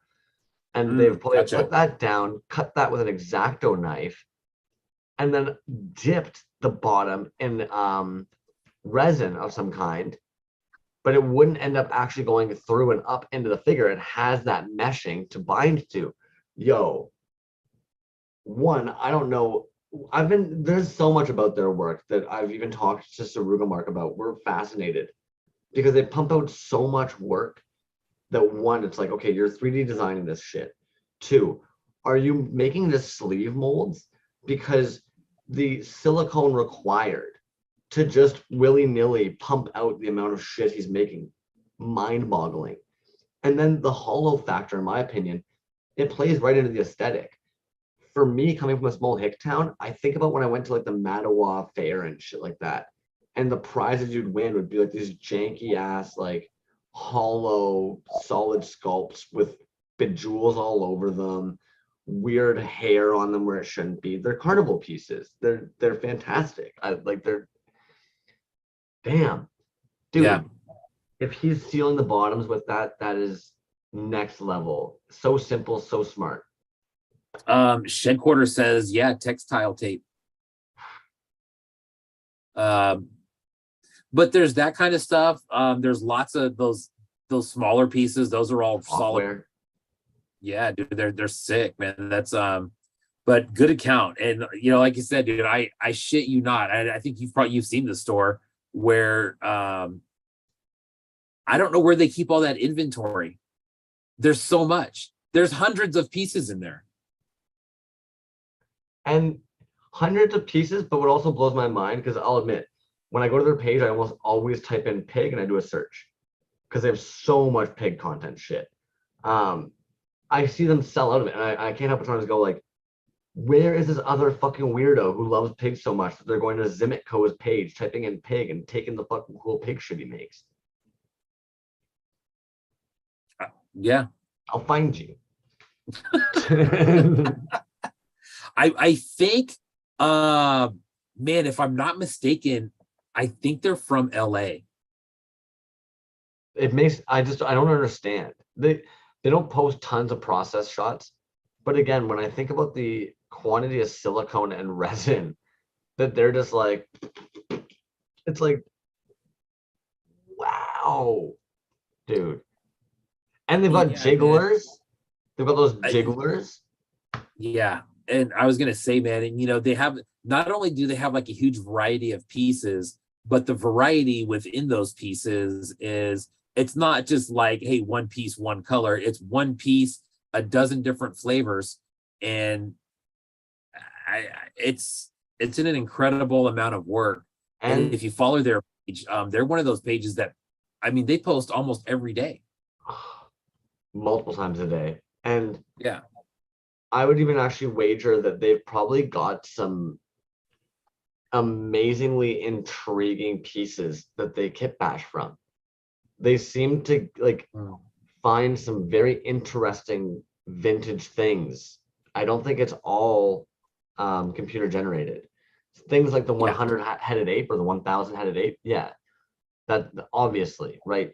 Nobody's kit bashing and fucking molding and casting. Oh, that's right. Unless you're Simeon Cheese. Unless you're Simeon Cheese, nobody is fucking casting something 1,000 times in various different sizes to be able to glue onto something to cast 1,000 headed ape. He's about the only person I can think of who would do that. Yeah, no, you're right. I forgot about that 1,000-headed ape too. But yeah, Zemotico, man, go check them out. Zemotico is nuts. Holy crap, man. I feel like tonight there was a large list. Like, I don't even understand. Instagram was almost kind of like people make toys out of nowhere again. It was just kind of like, hey, here's some brand new people who make toys. Why were there accounts that are popping up like 29 followers? That's absurd. Yeah, man. And you know what, dude? That's like one thing that I really like about it is that it seems like it just comes in these little waves, right? Like we'll see like a kind of wave of new people, and then we can kind of look back and be like, man, dude, that came around like, you know, right around the Carolina Cool Cat wave, or right around like the Has Been Toys wave. You know what I mean? You can kind of start time stamping different periods in the movement. You know what I mean? I chunk them too. I don't even mean to, but I chunk them too. I end up, there's even times where I can't help but notice that there's periods where certain aesthetics in the toys are really popular, right? Yeah. So there's a wave of being like, oh snap, everybody's got some tendrils at the moment. Right. And that's funny that you say that, man, because it, you know, I don't know if it mimics, you know, society in general or what, but there is definitely, you know, periods of time where we kind of see the same thing or the same style or the same technique used. And it's the same thing, man. I mean, like the world is a never ending, you know, bag of material, right? So it's kind of cyclical as far as like history goes. If you see, you know, something on, you know, that happens out in public, you know, there tends to be a lot of figures of that, whether it's a show or a movie or something like that. And it just keeps on going, man, which is very cool because it's, you know, you realize that the content will never, ever stop, man. As long as like stuff keeps happening, there's going to be content. And then that content gets old and classic and vintage and on we go. I'll admit, I get so excited about the fact that from like day one of introducing my little lady friend there to the indie toy world, right off the hop, her brain was like, I want resin. And then, you know, she kept wanting to be like, I want resin. But now, like maybe like a week, 2 weeks ago, I was like, yo, resin? And she was very much like, I need monster clay first. I wanna actually like get, and then she gets all stoked and like, oh, my sister does shit in the film industry for like packaging and graphic design and stuff. So like, I want to collab with her, where she's my backers. And it's actually just one of those things where we're sitting there being like, I am watching firsthand somebody learn of the indie toy world and get like enamored on the concept and the idea of starting from scratch, molding something from clay, learning how to make a mold of it, to be able to cast it up, team up with somebody else and make a backer. And you're just like, yeah, you let me know what you need to know. I'll point you in the right direction. Yeah, for sure, man. And that kind of goes back to what we were talking about. I lost my thought there, man. You stopped one fucking time at the dispensary today, and this is what I'm dealing with tonight. Oh, oh, that's what we were talking about as like, you know, kind of seeing that whole process happen from beginning to end, right? Yeah. Of people just kind of, you know, maybe you got to see her Toyz do that. You got to see a fucking legend do that. That one is really cool, man. And I think I really take that whole deal for granted a lot of the time because, you know, I met him when we were like, you know, 12, 13, something like that. And it went from just being like, you know, him being like the kid who can draw anything, you know what I mean? Like, oh, dude, have you seen him draw it? He does all this crazy shit, right? Like there's a couple kids like that, and he was one of them. There was another dude who is the main graphics designer for a extremely large video game company. But we all, they went to school together, and they never hung out, but they were both incredible artists. And seeing Hurt Toyz just draw random stuff to these comic books, to then getting into tattoo work, and then just, paint work, watercolor work, fine line work, and then getting into the toy scene. It's crazy, man. I mean, that's, like I said, I kind of take it for granted to just kind of see that whole progression. But when you stop back and look at it, you're like, man, this is nuts, dude. Like, this is nuts. And I love seeing that with everybody else in here, man. It's just like, I don't know, man. It's crazy. It's very, very cool to see. I'm gonna put it out there, because we have been asked before how we've ever met, and I've been asked before how we ever even actually met. The reality actually is like, you've got an astounding collection, right? Obviously, most of us were noticing when you came onto the scene. I was often talking to a lot of artists. Artists were noticing, like, who the fuck's this B to the J guy?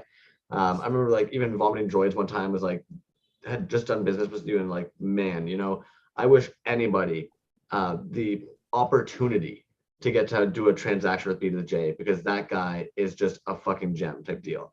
And I was like, holy shit, So I'd already like heard people in the toy scene talking about just like how fantastic you were. And then of course, as a collector, I'm seeing some of the pieces you're getting, just being like, holy shit. And I think there's like maybe the odd time that you'd share a piece that you got with me, being like, yo, like, check this out.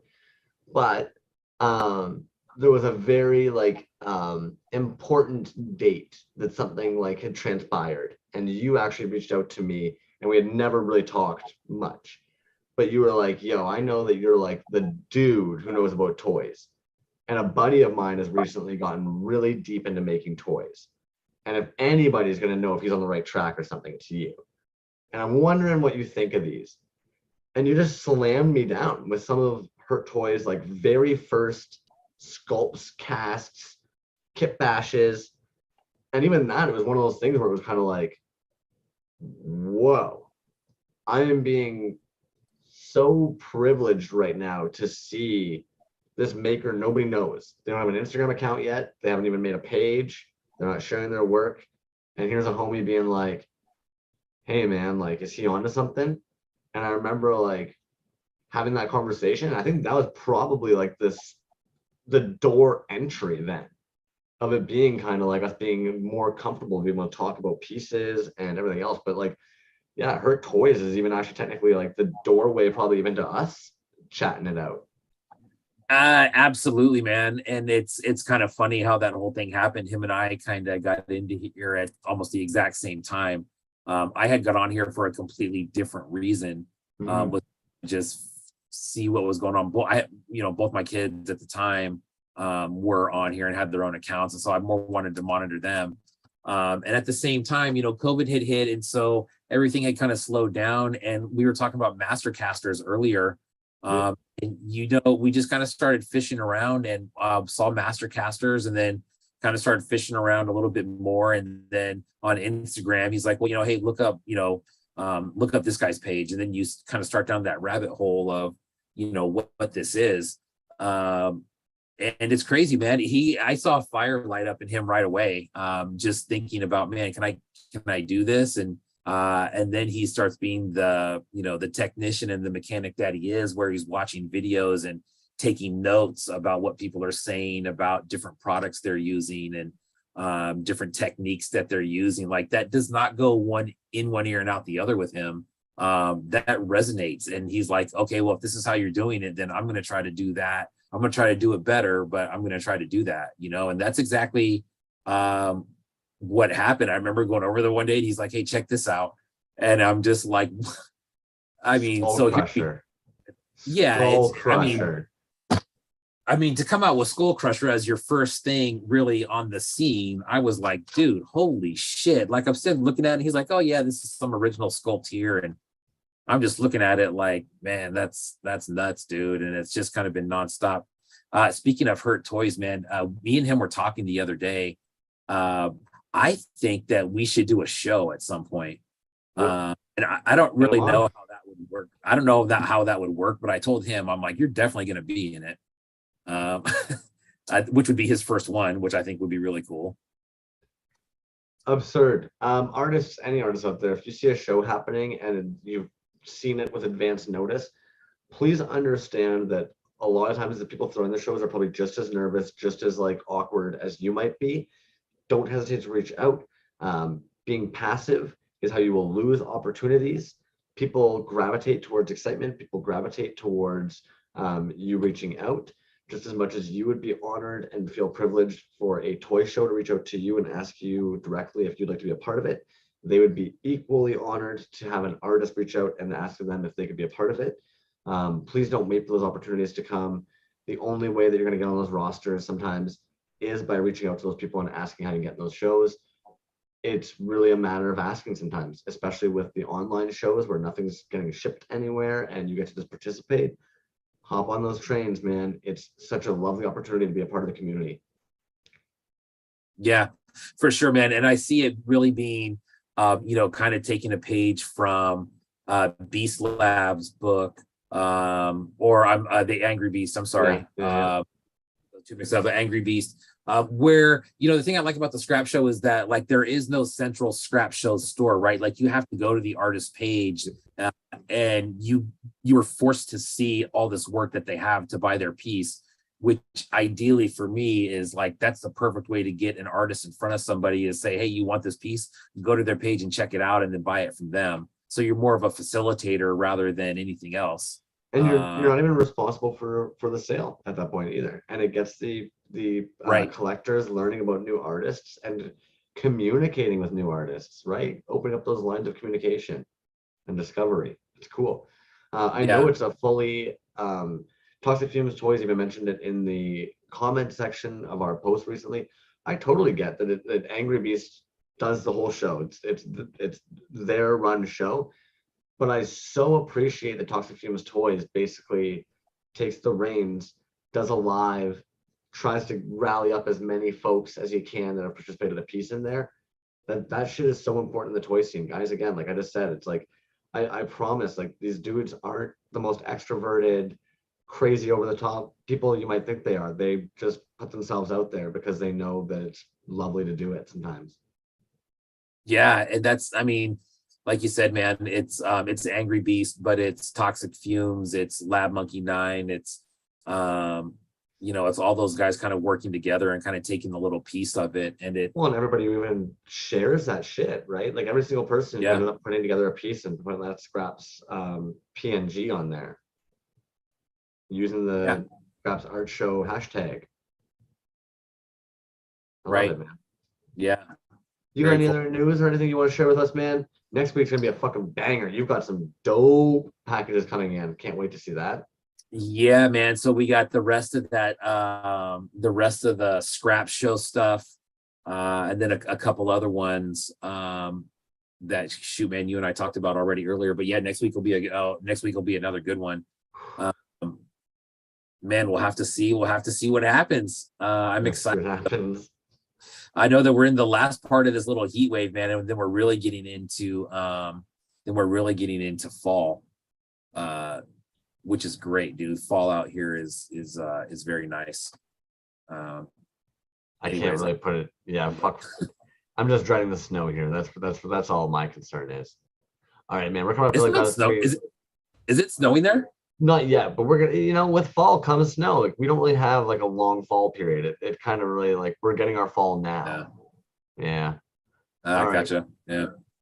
Well, man, I think it's a beautiful time to wrap it up for this evening. We're just under 3.5. Cool. Holy fuck, that tonight we ended up going. Sorry about that, everybody.